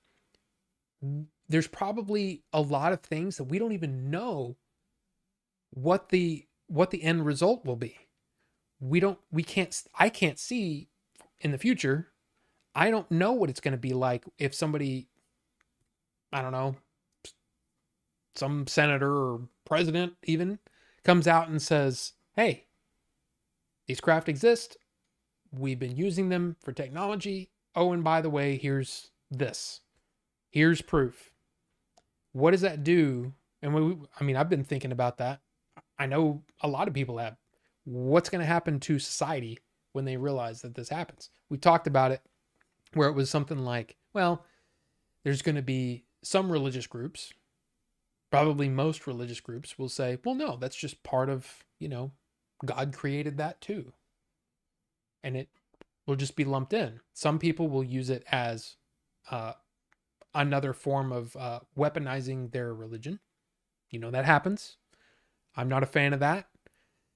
Some people aren't a fan of even thinking about that, but they will. Some people will lose faith in that whole thing completely. What happens to people that, I don't know, the only reason they don't maim and murder and steal and all that is because they think of what might happen when they die. But if these people think, this is it, I might as well get mine while I can, what happens to those people? Does it? I think what's going to happen is I think there will be it's going to be a cycle. There's going to be a loss of morality, I think, overall. And then over time, that will rubber band back. Now, how damaging that period will be, I'm not sure. But I think that there will be a time where there will be an utter lack of morality. And then once things start to calm down, we'll start to realize collectively that, hey, we can learn a lot from this technology. We can learn a lot from these beings. Hopefully we can make the next step in our evolution, microevolution, right? To be space-faring people. That's the way I look at it. I think that it's going to be rough for a while. And maybe that's what they're afraid of. I doubt it though. For them, I can honestly say I am pretty certain that it's all about money and power. That they control everything. And they love that. And there's a lot of money to be made from being the only one that knows these things. And if Congress forces them to come forward with this stuff and they lose their power, yeah. It was actually a very, very scary thing that Dr. Greer actually said, was that he believes that 4.5% of the population is sociopathic or psychopathic.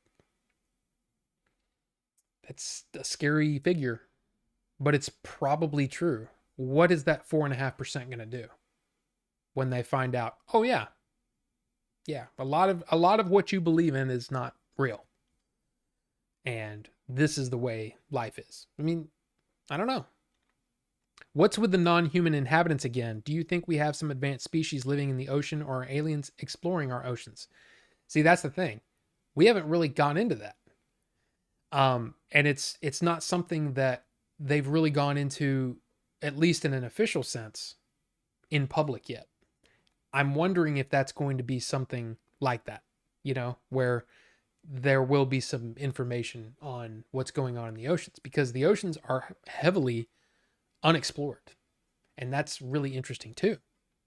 There's lots of life down there that we've probably never experienced, never seen. So that's an interesting thing as well. But with the non-human inhabitants, aliens, the reason they're calling them non-human inhabitants, or non-human intelligence, I should say, I think that's how they explain it, is because they believe that they could be from another dimension.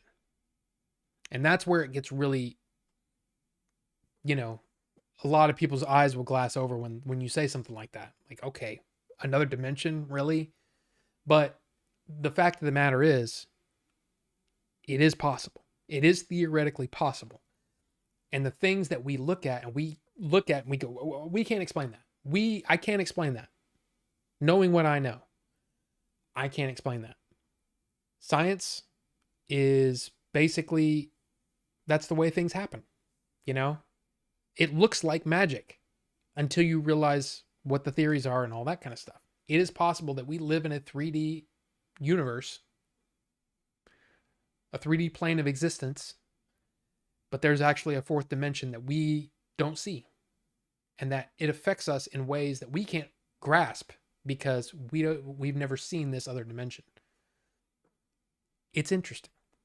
It's also interesting. There was a thing that I was reading that, I didn't go too far down this rabbit hole because holy crap, it was like, but basically human evolution happened really fast.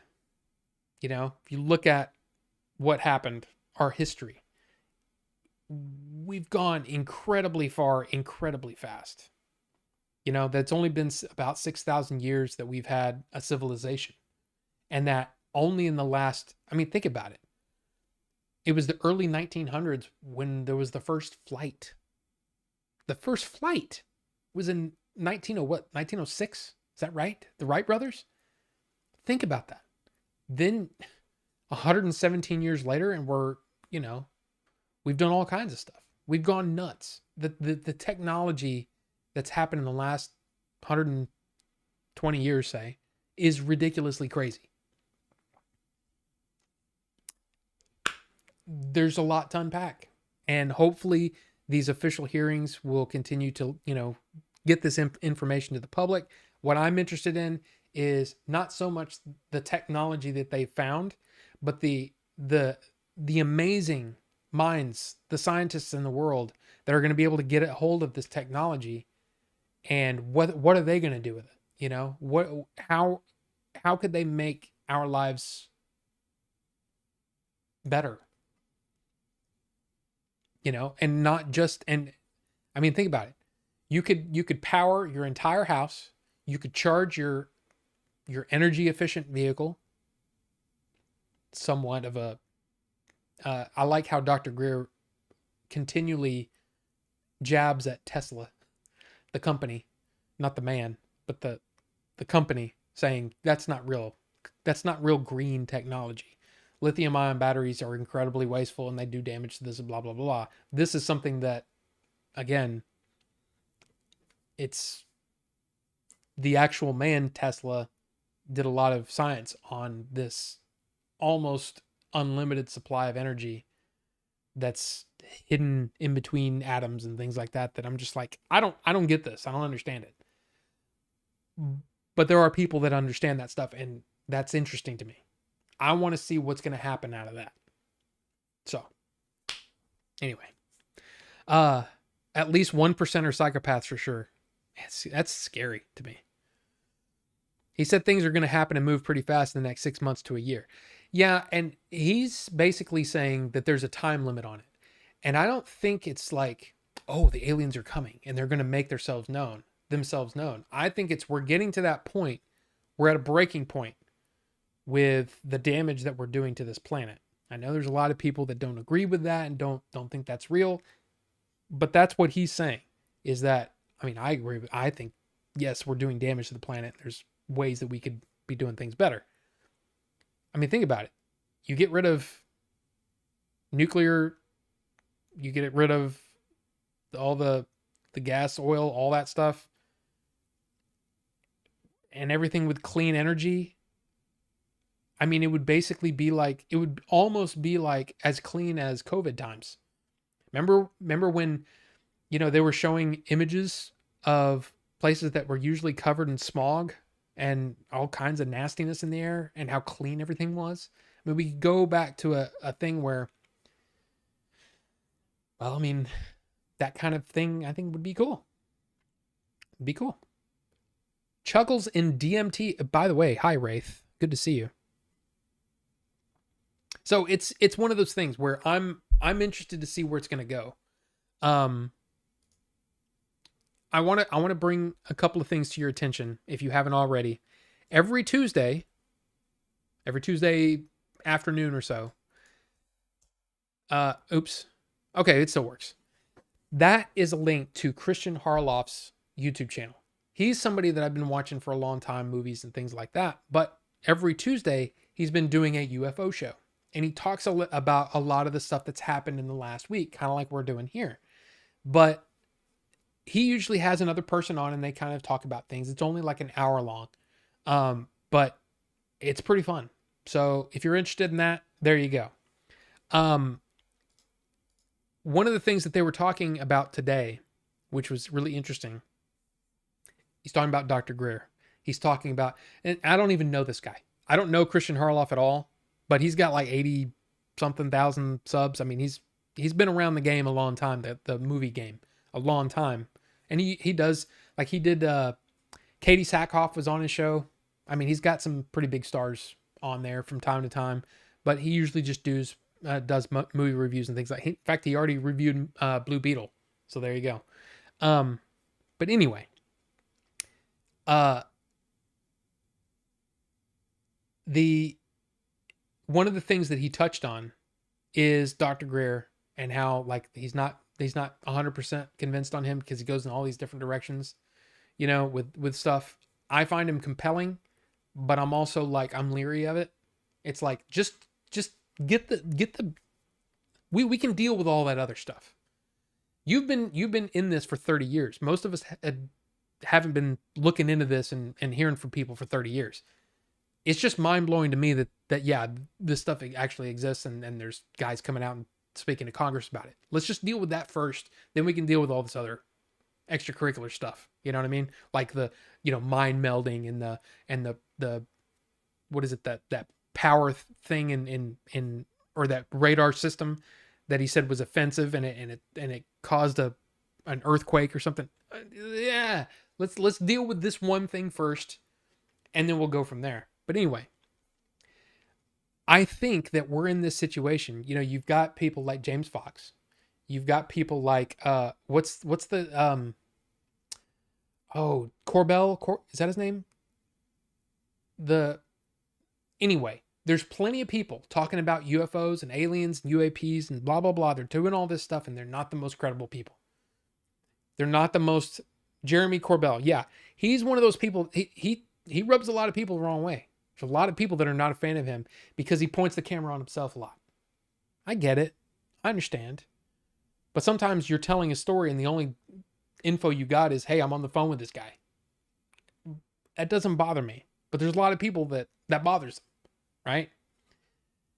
But there's a lot of people outside of him and outside of James Fox that they're a little out there. And some of the stuff they say, it's like, okay, you guys, I get that you're excited just like everybody else, but you're not helping because now there's all this noise and nobody knows who to talk to, or nobody knows who to listen to. It's like, I guarantee you there's some crazy ass people, like, and I'm literally crazy people that believe in UFOs too. Those are the people that a lot of these reporters are going to go talk to. They're going to stick a mic in their face. They're not going to stick a mic in the credible person's, face. A lot of times they'll go for the one that's going to get the most views or whatever. So I want us to stay skeptical on that. It's like not everybody is going to be the most credible person. There's going to be some noise. There's, yes, convincing people, right? Not just convincing, but I'm talking about there's going to be people that are like, I'm not sure this guy is in his right mind. By the way, I'm sure you guys saw this, but the I guess it was a news article or something that came out about David Grush and about how his post-traumatic stress and that he had some problems with his marriage and he had some alcohol issues. This came out, basically leaked his medical records to try to discredit him. I'm like, okay, I don't know what this man's been through, but I know he served our country.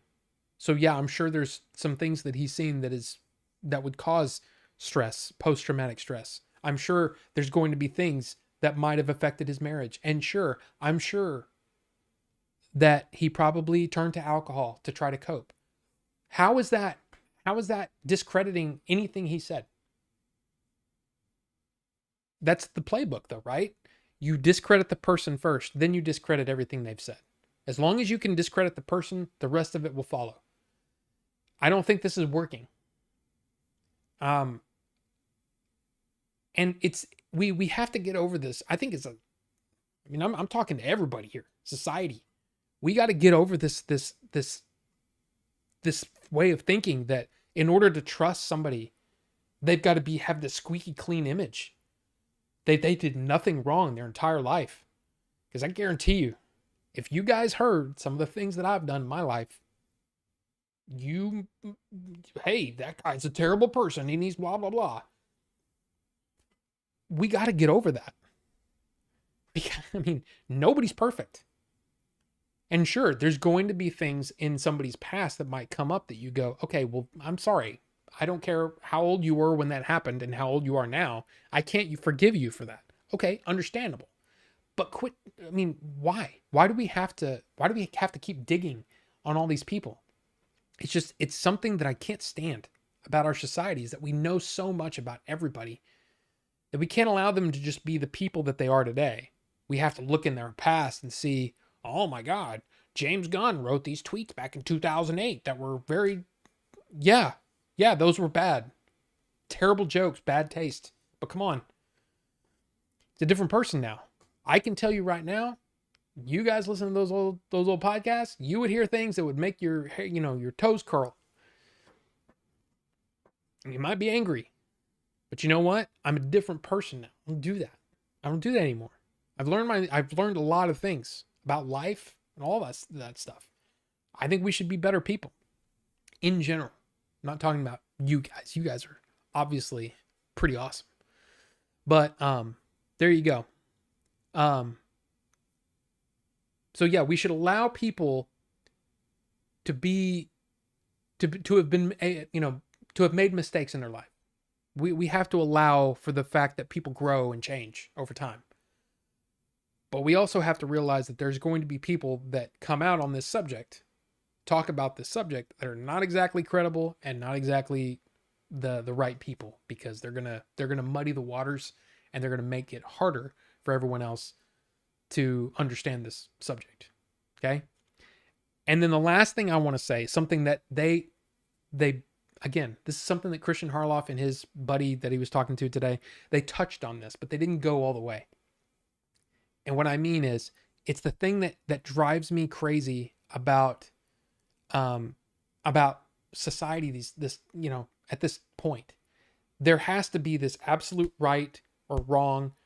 That's the way it is. And then you pick a side and then you defend that side, no matter if it's right or wrong. As long as you're on that side, that's the way it is. Science doesn't work that way. Science doesn't care about feelings. Science doesn't care about any of that. Science cares about facts, actual facts, truth. That's what science is the pursuit of. And there's so many people on sides of every issue, opposite sides, that will defend. But there's science in there. And if you follow the science, you're going to come to a conclusion. We have to get this idea out of our heads that, oh my God, if I'm wrong, what will happen? Okay, you learn and you move on. That's what science is. You have to be okay with being wrong. You have to be okay with saying, I don't know everything. Nobody knows everything. At least nobody on this planet. We don't know everything. So we have to get over our ego and allow ourselves to be wrong every now and then. And allow ourselves to be able to look into this issue and say, hey, this is the truth based on these facts. I mean, it's funny too. There's so many things, and I've been saying this for years. I said, and this is something I don't even know where I came up with it or how I came up with it, but I basically said, a wise man knows he has much to learn. Not believes he has much to learn. A wise man knows the only thing that you can be certain of is that you have a lot more to learn. And there's a lot more out there that you have no idea about.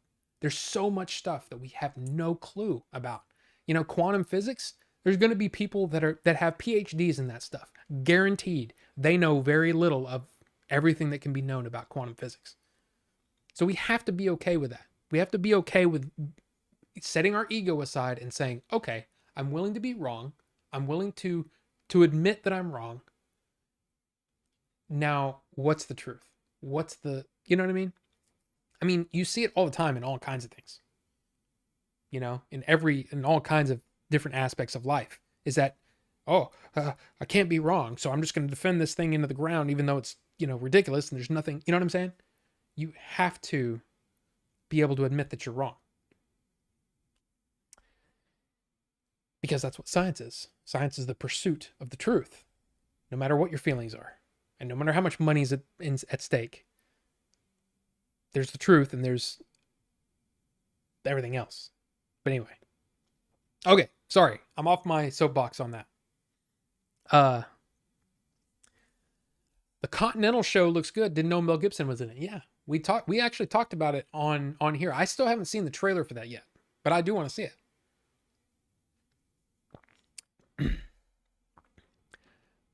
Oh, Greer reminds me of Randall Carlson and Graham Hancock. Love the story they tell, but don't find them particularly convincing.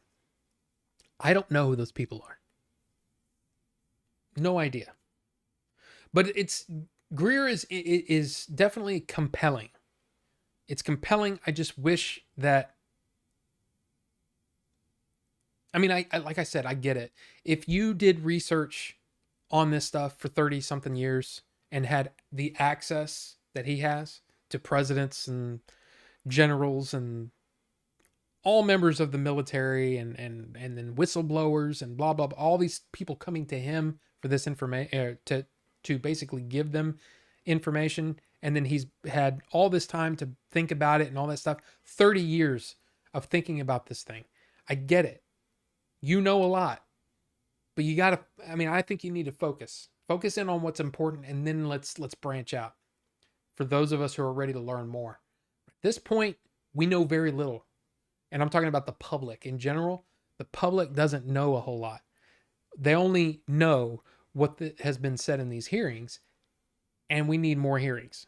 So you coming out and talking about, oh yeah, I can, yeah, you download my app and you can read minds. Okay, that's cool and all, and that may be true, but hey. Now I do like the idea that his, what is his new documentary? The something about the lost century or something like that. Century, I don't remember what it's called. But anyway, it's the documentary basically saying, hey, we've had this technology for the free energy for almost a century, and we've been acting like it doesn't exist. And if we can get that technology to be released, we can recover some lost time here and some lost technology. And frankly, it will move the human race forward. But again, somebody who's worried about their bank account, they're not worried about things like that. Who cares if the earth is destroyed as long as I have my little... Anyway, I was all in on Hancock and Carlson for a while. Then I watched some YouTubers debunk them. Oh, interesting. I heard Rob abused his power as a Blockbuster manager, even kidnapped a girl and snapped some dude's neck. Apparently it's been all filmed. It's all been filmed. I mean, there is that. Though that was in talk about some dark days.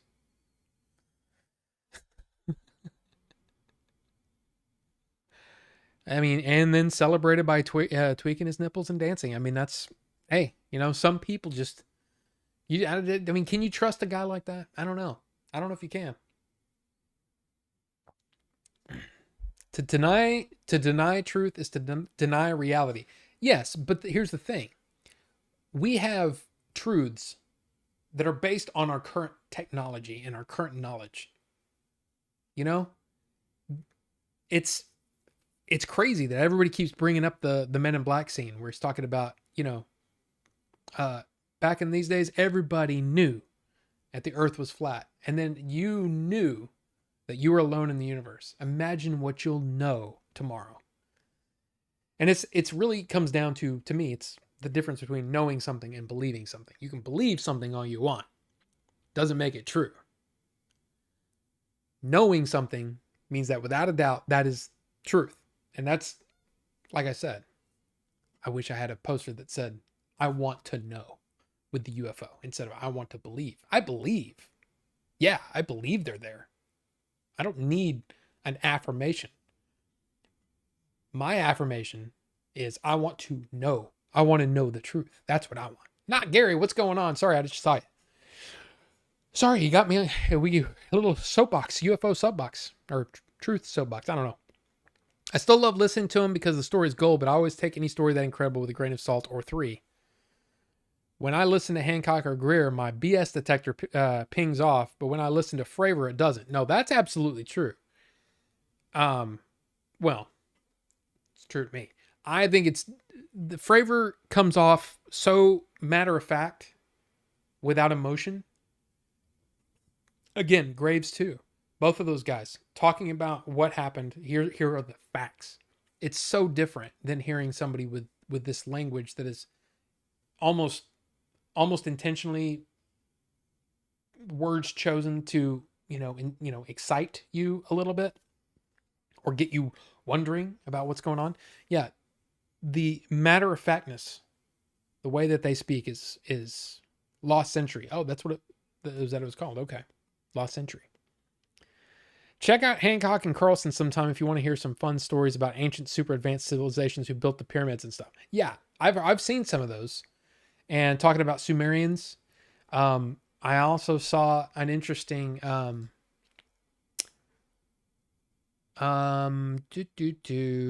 on. Let me see if I can. Oh, come on, I just clicked that. Gotcha. Okay. Not right. Okay, click here, and then I'm going to do top for the week, and it was there, I think. What is this?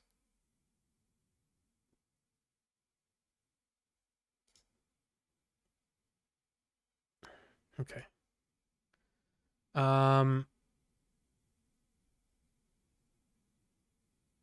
Give me a second.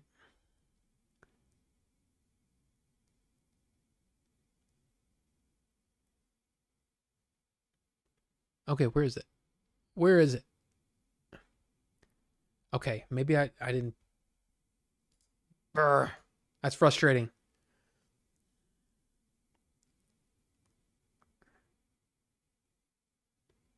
Ah.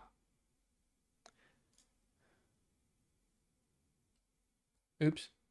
Do the thing. The cube sphere UFO has also been seen in crop circles all across the world. Thought this was pretty interesting and wonder what this means. I mean, that's pretty interesting, right? I mean, I think that's pretty interesting. But no, I want to where's the video? Oh, I guess I can just click the link that I saved.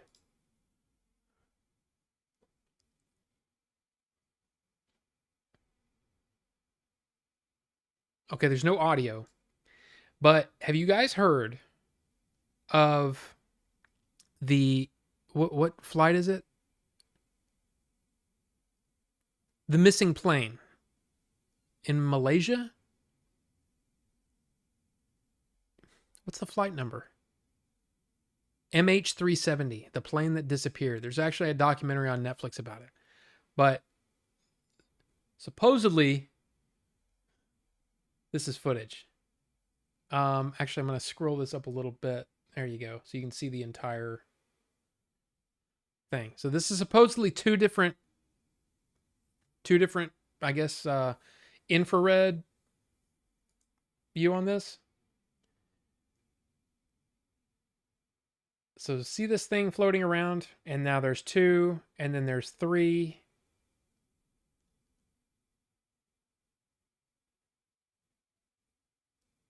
And then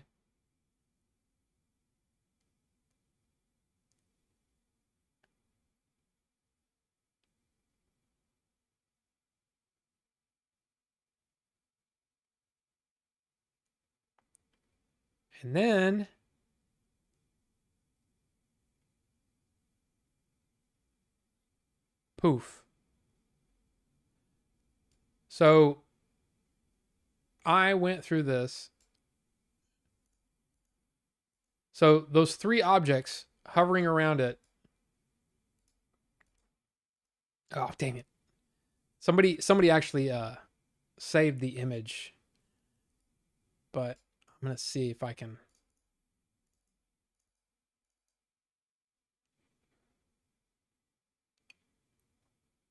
What's going on there?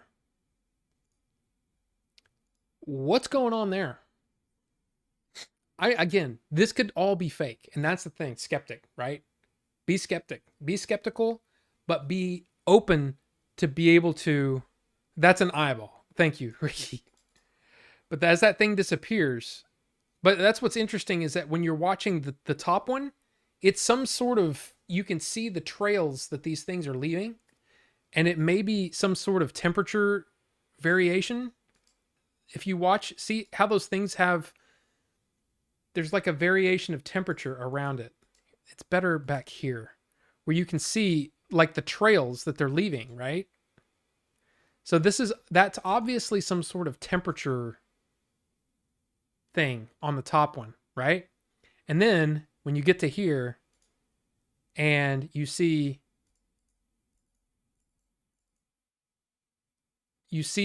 not just the flash, but you see this almost like a ring around it. There you go.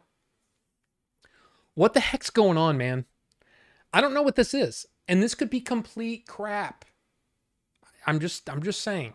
It's interesting. Okay? It's interesting. And again, this is supposedly Flight MH370, which apparently disappeared. So, anyway. Stories of being oppressed by the establishment.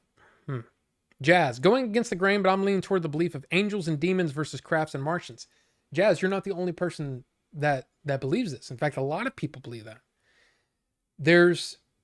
But the thing is we have, as far as like I'm concerned, there's not enough data.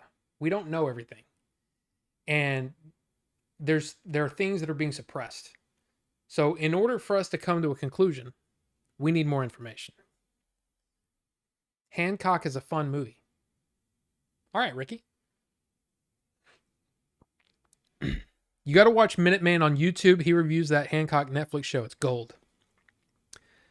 Alejandro, the Y-Files has me sucked back into the conspiracy theories. It's fun being back. It's weird, though, because it's one thing to be into conspiracy theories. Because that's one level, right? It's another to try to filter through, again, all the noise and get to the truth. That's what I'm interested in. Conjecture, don't care about. I want the truth. So that's what I'm interested in. And we'll see. We'll see.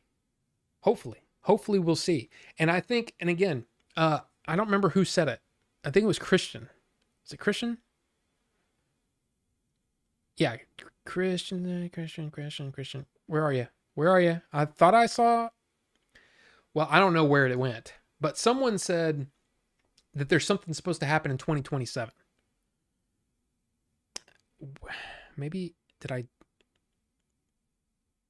wish you could search.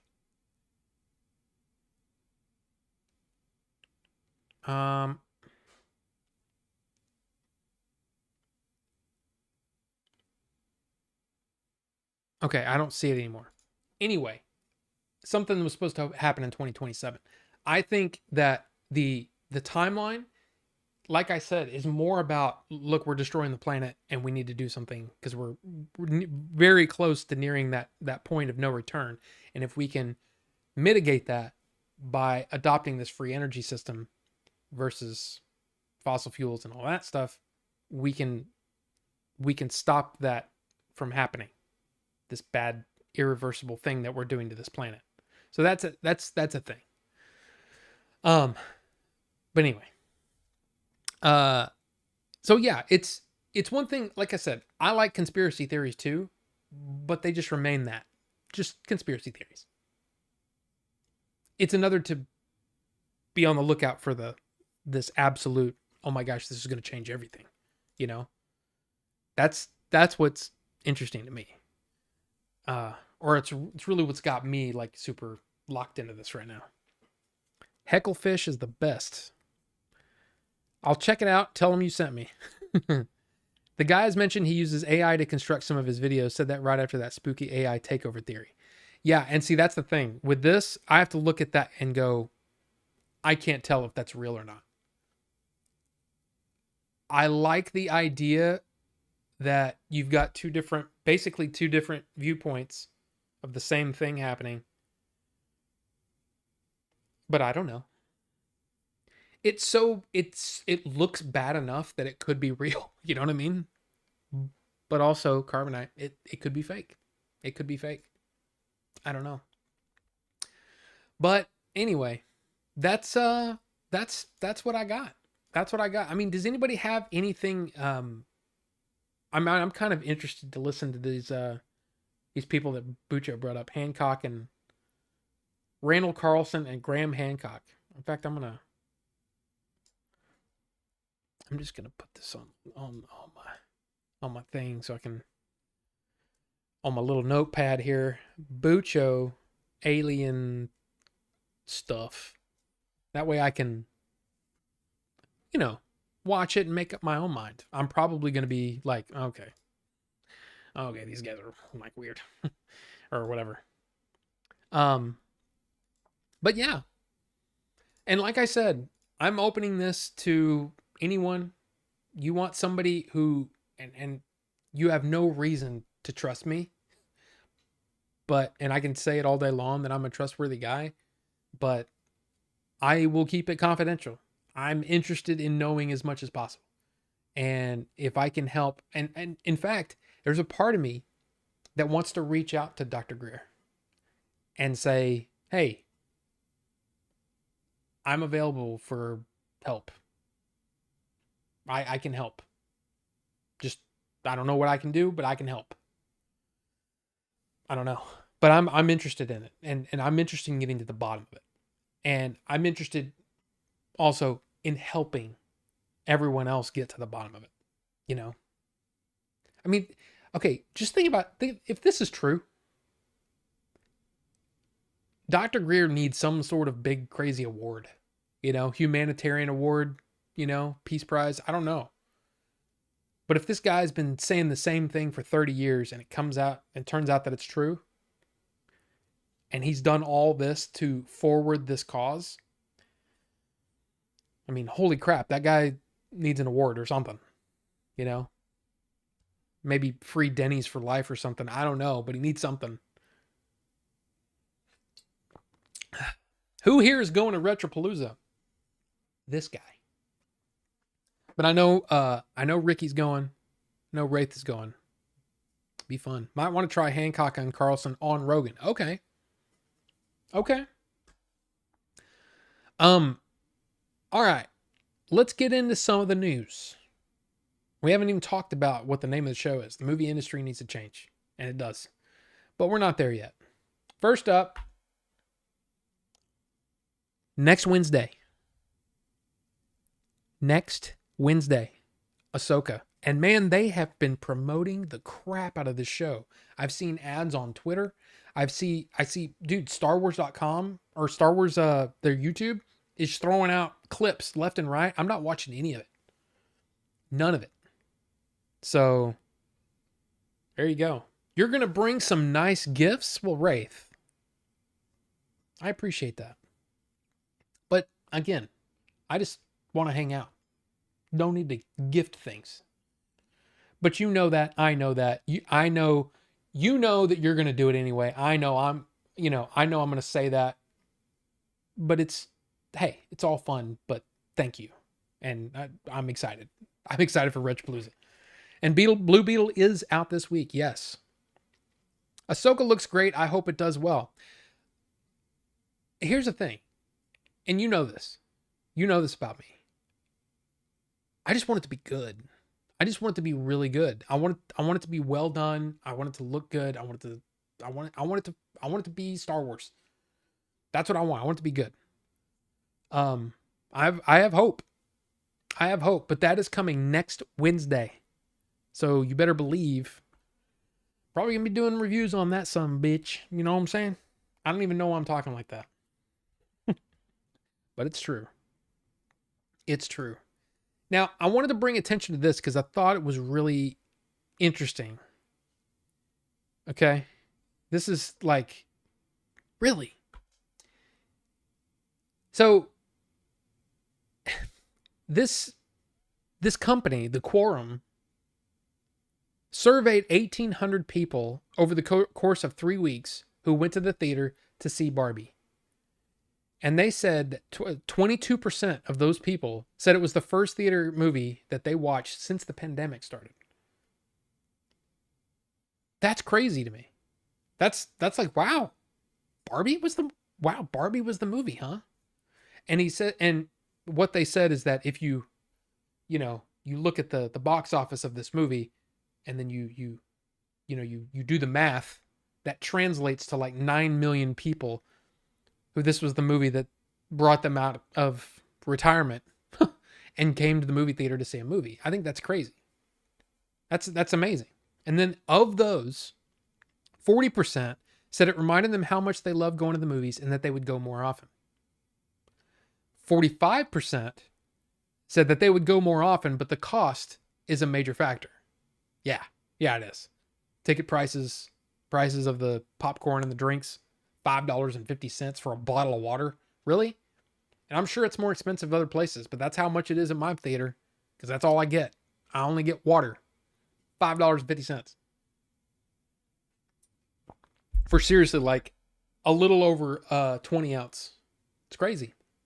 And then 15% said that seeing Barbie in the theaters was a one-off experience and they likely wouldn't be back. So I just think that's interesting. That's the people, right? Now, 1,800 people isn't a ton of people, but it is kind of a thing. You know? People from the Big Apple can be cordial. There's just so few of us. I thought Spider-Man No Way Home was many people's first movie in the theaters since the pandemic. I mean, it was. But Barbie has been like this crazy phenomenon, you know? And it's crazy. I still haven't seen it. But it is interesting that movie is one of those movies that made people go to the theater. I'm still kind of shocked that it was Barbie, you know? It wasn't Top Gun Maverick, you know? Wasn't Mission Impossible. It was Barbie. Now, I'm sure you guys saw this. Disney Plus plans a password sharing crackdown next year and then unveils their new price hikes. Now, we knew that the password sharing thing has been, whether you believe it or not, has been an incredible success for Netflix. Their subscription numbers have actually gone way up since unveiling this password sharing thing, which is kind of nuts. But with Disney Plus, they're saying, we're not only going to crack down on the password sharing, but we're also going to raise prices. So, courtesy of Variety, here are some of the new prices. Disney Plus with no ads is now $13.99. It was $10.99. It was $7.99 not too long ago, with no ads. Now it's $10.99 currently, and it's going to be $13.99 in the next couple of months. Hulu is also going up to $17.99 for no ads. And then this is really interesting to me. So ESPN Plus on Hulu add-on, $10.99. Just wait, it gets more interesting to me. $10.99 with ads for ESPN Plus. Here are the bundles now. Look at this. Duo, Disney Plus, and Hulu with ads, $10. No ads, $20. So it's 50% more. Or I'm sorry, 100% more with no ads. The Trio, which is what I currently have, no ads, from $19.99 to $24.99. And then if you get it with ads, it's only $14.99 for all three. Now, I don't know about you, but that's nuts. They must be making a ton of money from the ads, because they're trying to make it like, oh, no. We're trying to make this so expensive that you almost, like, most people will just pick the ads because it's the cheapest way to do it. And it makes the most sense. $14.99 for all three, Disney Plus, Hulu, and ESPN Plus. Now, one of the things that was actually on the John Campea show, and it was one of those things that made me go, this is smart. They're trying to make it, basically, they're trying to make it where it just makes sense. It just makes sense to get it with the ads, because it's a lot cheaper and it's a better value. But then also, they're saying that they think they're just going to lump Hulu in with Disney Plus, but not change the pricing. So what they're going to do is they're going to raise it again and say, well, before you were paying for it with, I think it's a marketing strategy. But it's kind of nuts that it was $7.99 not too long ago with no ads. And now to get no ads Disney Plus, it's now $13.99. And again, that starts when? That starts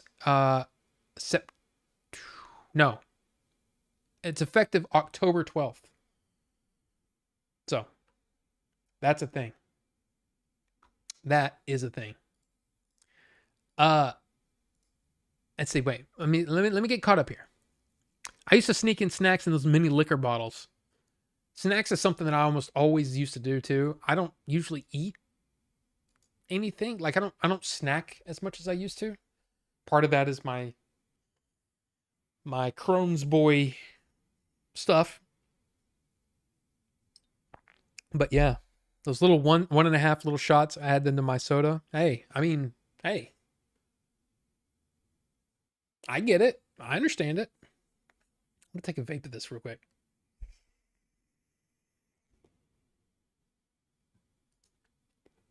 It's weird, man. It's tasty, but it's also like very mild, very chill. You get the dragon fruit, you get the strawberry. It's good. I like it. Tasty. Now, this is something that I didn't find out until today, and apparently the employees didn't find out about it until today. This was over on Yoshi's X feed, Twitter post, whatever.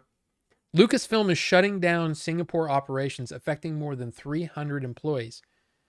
And he worked out of the Singapore office for Mando Season 1, Rise of Skywalker, and Free Guy. His heart goes out to the wonderful people he's met, and the friends he made there. And then he says, employees found out as the article was released, they were blindsided. Now, apparently it's around 340 people, but it's taking place at the end of the year. So, I mean, that's a thing. Yeah. I went to movies with my nephew. He snuck in 8 McDoubles. Oh my God, McDouble. A McDouble right now sounds awesome. I'm really hungry. See, here's what happens. Before the stream, I eat a little thing. I usually eat one of those little personal size pizzas, and maybe some chips. And then I usually eat a little something after the stream.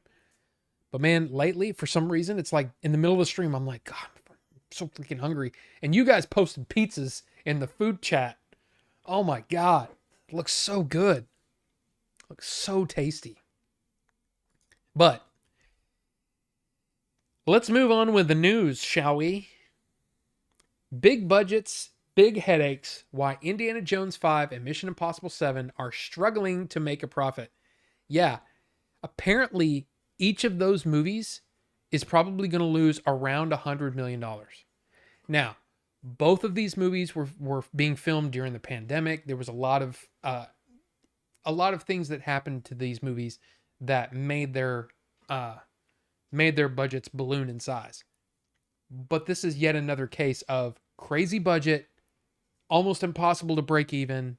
What's going on? Then you have news like this. Disney sued by film finance partner TSG, which claims media giant used every trick in the Hollywood accounting book to hoard slate profits. Listen to this. Okay. Disney has been hit with a lawsuit in Los Angeles Superior Court by film financier TSG, which claims that the media giant used nearly every trick in the Hollywood accounting book to hoard hundreds of millions in profit. Echoing the Scarlett Johansson suit over the release of Black Widow across both movie theaters and Disney Plus in 2021, TSG contends that Disney made a number of moves aimed at feathering its own streaming nest Warner Media, now Warner Brothers Discovery, faced a similar legal blowback from longtime co-finance partner Village Roadshow. So, not only are those budgets ballooning out of control, they're not breaking even, and in turn are trying to hide profits. I mean, it's crazy. It's crazy that this is happening not just at Disney, but at Warner. It's probably happening across the board. And it's because ever since the pandemic, man, they just haven't been able to get their shit together. And it's crazy. It's crazy to me. It's one of those things. I mean, Carbonite says Disney is pretty evil. It's one of those things that just makes me go, I don't understand it. For a company that's trying to be this family thing, they don't act like they have family values at all. Like they don't give a crap about anybody that works for them, and it's just they're closing, Lucasfilm in Singapore. I mean, they're doing all kinds of stuff. It's crazy. Shame, I like Mission Impossible, not one of the better films, but I enjoyed it nonetheless. I liked it a lot. But again, almost $100 million was added to the budget because of things like Tom Cruise keeping the entire crew on cruise ships, which is it's a lot of crew in there. Tom Cruise, Mission Impossible crew, cruise ships. He basically wanted them isolated so they didn't get COVID. So he basically hired a bunch of cruise ships for them to live on so that they wouldn't, get the big C. Interesting. And I can't see how boycotting would help. Because again, you're not just hurting Disney, you're hurting the people that work on those things. But at the same time, man, I mean, I just don't know. If they need money, they can just sell some of their IPs like The Simpsons, Alien, and Die Hard. You mean sell 20th Century Fox back? I don't know. It's so interesting. It's so interesting what's going on. And then that whole thing that came up, I don't know, did we talk about it? Where it seems like they're planning on maybe selling off ESPN and maybe selling off ABC so that maybe they're more attractive for something like Apple to buy them. Because Apple, I mean, there were those rumors being floated that Bob Iger was trying to make Disney more attractive so that Apple would buy him, and everybody was like, "Oh, that's crazy. That doesn't make any sense." Now it's looking like that might be a thing, but who knows? I don't know. Who knows? Now, here's the last thing that I want to leave you with, and it's something that hopefully will put a smile on your face. It's very likely that you've already seen it, but it put a smile on my face. Okay? How about a Back to the Future reunion? I mean, that's awesome, right? That's just, I don't know. I love it. I just loved it. When I saw that, I was like, okay, that's freaking awesome. You got Biff and Marty, Lorraine, Doc. It's amazing. I can't remember his actual name. Biff's name. I can't remember. But anyway, I still, like I said, put a smile on my face. So there you go. I think Hollywood needs to they really need to look at what the hell's going on. It's not his name in the movie. I know his name is Biff. I'm talking about his actual name, his real name. But Hollywood needs to take a good hard look at what's going on, and they need to figure it out, because it's hard for me to I don't know, it's just hard for me to want to talk about it when it's all doom and gloom and Mad Dog Tannen. Okay. You're going to make me look it up.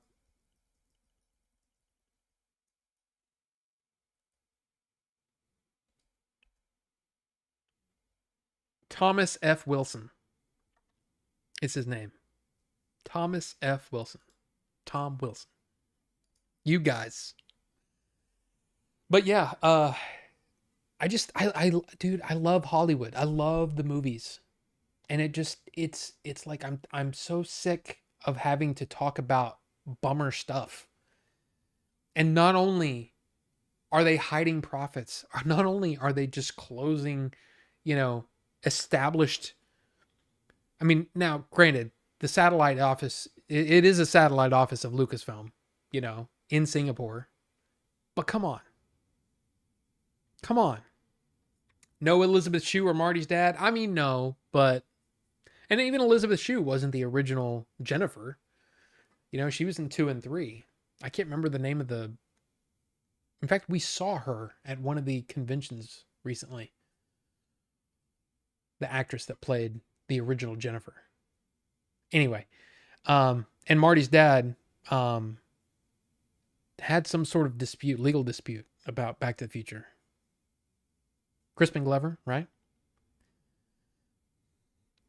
What is your order for favorite Back to the Future movies? Mine is 1, 3, 2.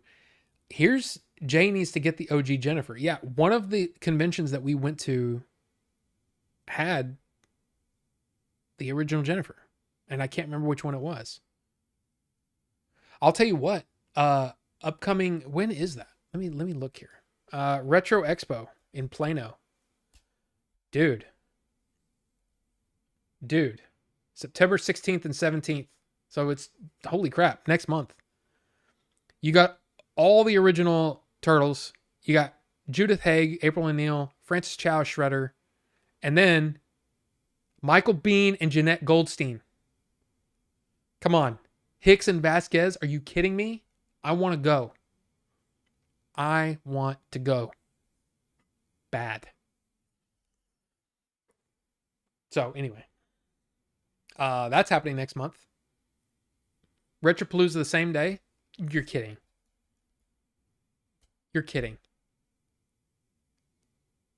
Oh my God, it is. No. Oh, that sucks.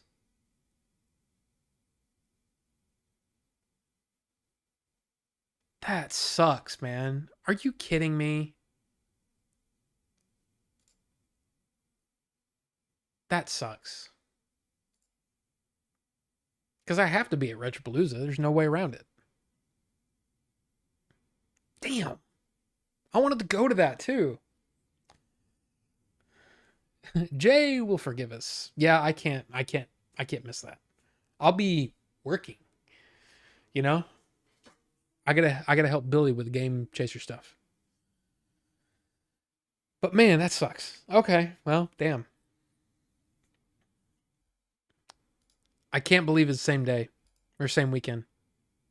Michael Biehn would far rather be at Retropalooza. I mean, you would think so. Where in Texas is it? It's in Plano, which is, well, let's see. Where's my maps?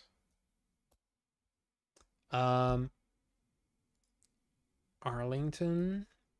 Actually, let me do this. Plano Convention Center. Directions from Arlington. Oh, come on. Directions from. Why can't.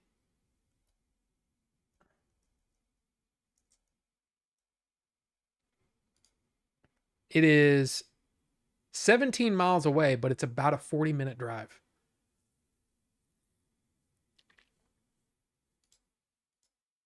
So, yeah. Well, Wraith, there's nothing saying that you can't go. Just saying. I mean, why? Why not? Why wouldn't you want to go? Well, I mean, unless you just don't care that much about the Turtles or... Shit, I'm pretty sure Chief would want to go. Man. I wonder if we can figure out something. I don't know. We'll have to. We'll talk about it, I'm sure. But yeah, things are going to start getting crazy because we're going to be ramping up for some stuff, and I may be helping Billy with some stuff. So yeah, the next couple of weeks, well, probably through that weekend, so the next month, I guess, is going to start getting a little busier. There may be some breaks in the shorts, maybe some breaks in the reviews. I don't know. But we're doing things. Do a half a day. Yeah, but we can't do that. You can, but I couldn't. You know, we got to be there for the whole thing. Because that's the thing that I keep thinking about, is that I've missed people. You know, I've missed people because I came by and I guess you weren't there. I was off doing something else, and I'm like, man, that sucks. I would have liked to have met this person or that person or whatever. But again, it's going to be fun. Retropalooza is going to be fun, man. It's always fun. You know that. It's just a good time. And I just love meeting people, and I'll be in Texas for 4 days so I can try. Okay. And seriously, start thinking about food too. Like stuff you want to try. Because I'm telling you, man, a good chicken fried steak. See, a lot of the places, I'll say this, a lot of the places that you picked were kind of like a little bit on the foo-foo-y side. You know what I mean? I'm talking about like down home country cooking kind of places. You know what I mean? Where, yeah, if you said something like, you know, you might get people that are kind of like the old Pace Pecani sauce commercial. New York City? You from New York City? Boy, you don't even... Yeah, that kind of place. It's awesome. Dearest Abby, what's going on? How are you doing? We were just talking about Retropalooza. I'm sure you're going to be there, right? Hopefully. Shit, you might be going to the Plano Convention Center. I can't believe it's the same weekend. Oh, it sucks. Because we went, that's where, remember my story about Lance Henriksen? That, like, I'm like literally talking to Lance Henriksen, not paying for it. Oh, you offered to volunteer this year. You're excited. Okay. So I mean, I technically don't work for Jay, I work with Jay, but yeah, that'll be cool. I mean, we see you every year anyway, but yeah, it'll be good. It'll be cool. But no, Lance Henriksen, like right here, and talking about how he had to, you know, molesting some dog or something, and it was like, that's not the right words. And then I turn around and I look at freaking Billy, and he's just like, what the hell just happened? I'm like, I know. We just got to basically meet Lance Henriksen for free randomly. And then he went outside to smoke a cigarette. And I'm kind of like, dude, you should be vaping because you're getting old, man. Oh, yeah. There he is. Billy's right there. That son of a bitch. Just in the shadows. Man, that was awesome, though. That was awesome. Smokes with cigarettes. Yeah. Dude, seriously, both of these are good. Both of these are good, man. I picked them, but you guys chose some really good ones tonight. But anyway, I can't believe it, Billy, that Retro Expo is the same weekend as freaking Retropalooza. What the hell? What flavors were on the menu? Well, this is what the guys didn't pick. So the Apple Jacks flavor, and then this is supposed to be a Fruity Pebbles flavor. Didn't pick those, but they picked Fruity Cream, which I'm sure excites Billy, just the title. Fruity Cream. And then the other cream, which was Dragon Fruit Strawberry Cream. Both of these, awesome. Awesome. They're like really, really good. This one tastes like Trix, and this one is a very cream. And then this one is very like, it's a very mild, you know, like a lot of these flavors that you buy from, the vape stores, they're super sugary. super sweetened out, and like, you know, like you'll have to change your coils like every 20, 30 mils. I mean, this is a 100 mil bottle here. This is 120. So some of these liquids you have to change it like halfway through, or a quarter of the way through, a third of the way through. This one is so mild that I'm sure it's going to last. The verdict on the banana flavor last week, it was weird because I was tasting a bunch of like creamy. I was tasting like something else in there. About a day later, it evened out, and it was just like all banana. It's just a banana flavor. There's no like pudding element or anything, because it was supposed to be banana pudding.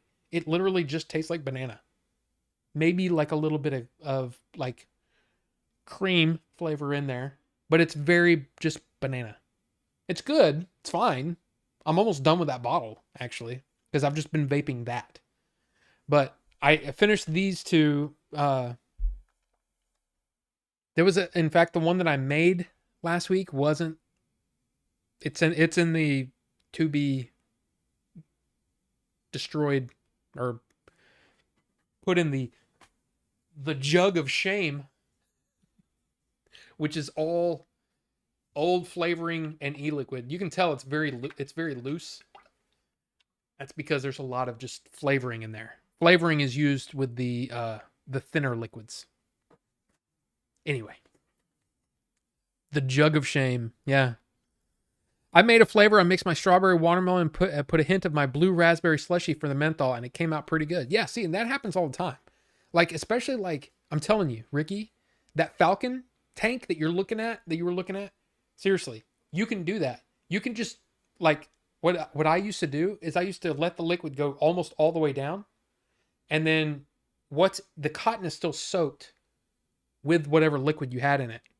But you let the liquid level go all the way down, and then you put a new flavor in.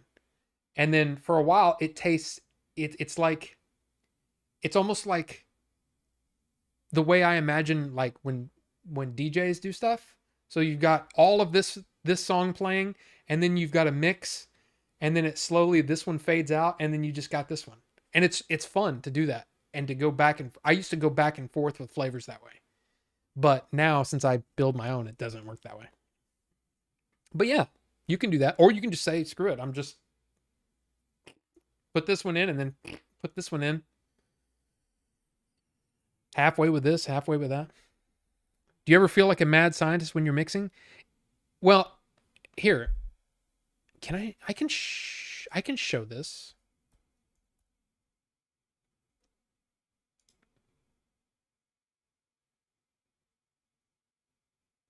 Yeah, there's nothing here that can get me in trouble. There's no web. So this is one of the ones that I mixed today. So what I'm looking at, if you look at grams right here, I've got a digital scale.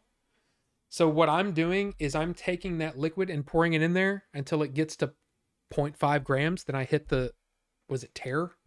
So it clears it out. So the weight's still there. Still got the liquid in there. Then I take the strawberry ripe and I put 5 grams in. And say, so this is the one that I made today.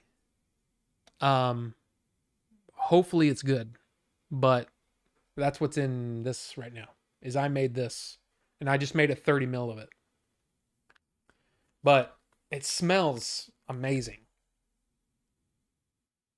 See, it says this is scoops of rich strawberry gelato ice cream. Oh, you can see it inside a crispy waffle ice cream cone. I mean, it could be great. Or it could suck. I've made so many that just suck. But this is how you do it. And when you're mixing, you don't feel like, oh, I'm doing this whole thing. No, I'm just measuring stuff out. And I'm very I'm very careful when I'm trying to do that. Billy, are you still here? Did you see that video that I showed earlier? Did you see it? These vapes are making me hungry. Yeah, I mean, that's the thing, is that they're like real desserts, you know? Like that right there, it sounds awesome to me. It just sounds good. And then you said, this is a banana pudding with a wisp of whipped cream on top. And then you vape it, it just tastes like banana. It's just there's no like banana pudding. I want to taste the artificial banana flavor. I want to also taste the real banana flavor because of the chunks of banana in it. I want to taste vanilla wafers, so there needs to be some cookie component to it, and then yeah, some whipped cream on top. That would be amazing. But a lot of them some of them it's just, or sometimes one of the flavorings can be really overpowering. So it might taste like that for like off the nuck or like right at the beginning. And then over time, one of those flavors, if they're alcohol based, they over time they kind of go like it's like, oh my god, it's so strawberry. But then over time the strawberry comes down because it's alcohol based, and something happens, the steeping, and it'll come down, and then you get a unified sort of flavoring. But like right now, this one says to steep for 3 days. So if I tried this right now, it might just taste like strawberry with a little stuff that's muddled in the background. But then 3 days from now, it may be more. You know what I mean? So it's crazy. And there's so many variations and so many different I don't know. There's so many variables, so many different variables that come into play that it's like it can be really, really fun, or it can be a nightmare to try to get something down. It's like, oh, I want to try this. Like this one is a vanilla ice cream base. I mixed this so I could taste this to say, okay, is this good enough to start layering flavors on top? Because that's what I want. I want a good, like, I want a blueberry ice cream, or an acai ice cream, or a dragon fruit ice cream, or whatever I want.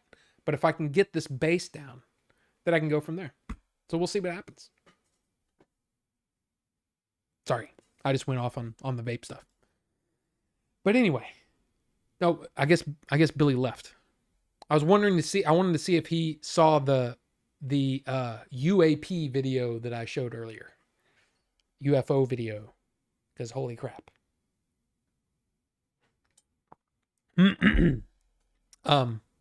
So yeah, I don't really have anything else. I guess we're at the stopping point of the show.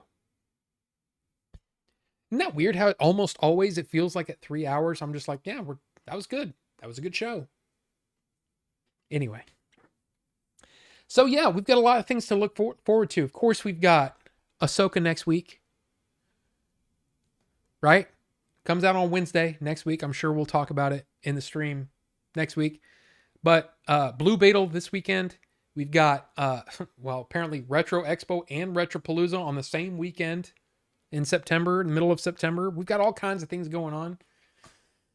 It's been fun. It's been a fun stream. Any movie news on what the Sound of Freedom director writer said about Jim Caviezel? I don't know. Is there news about that? I didn't say anything about it. But of course, I've been kind of keeping away from Sound of Freedom because I don't want to know anything about it because I haven't seen it yet. And I want to see it. But it's also one where I'm like, it's also super political, so it seems to be super political. I don't know. Just haven't been paying a whole lot of attention to it. But thank you, Rufus. Thank you for being here. And thank you. I mean, seriously, you guys help make the show, you know? He came out and said his Jim's QAnon ravings have hurt the movie. Well, I mean, yeah. Selling kids is political. Well, it's still like he's probably right. But he's also, I don't know. That whole thing, I just, like I said, it's almost like, I don't know. You need to start planning your trip now? Hell yeah, you do. It's going to be good, man. Hopefully you have a good time, and hopefully, like I said, we can hang out and all that kind of stuff. Food and convention focused. Yeah.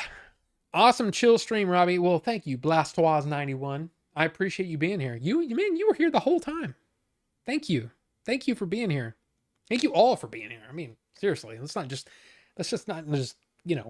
single out Blastoise91. Thank you all for being here. Got the hotel at the Sheraton luckily before they sold out. Nice. The media loved him when he did it. Makes a movie and they flip. It's sus. And Robert Rivera too. I mean, look, thank you guys. Thank you guys for being here. Thank you guys for making this, again, you guys help make this place a chill place for people to come and just hang out, and, you know, they can hang out for as long as they want. They can say, yeah, hey, I like that. I don't like that, or whatever. But we can all respect each other. It's awesome. We have a great community here. I love it. So, and I love doing the show. You know that. It's like my favorite thing to do on this channel is this stream. This here stream. It's so much fun. But anyway, you guys have a great rest of your night. Have a great rest of your week. Go see a movie, you know, maybe this weekend if you want. Blue Beetle's out. I mean, if you want. I'm probably not going to go see it, but hey, you never know. And then yeah, have a great weekend. So, yeah. And hey, let me know if you have any UFO stuff you want to send my way. Feel free to do that. I'm serious. Okay. Later, guys. Bye.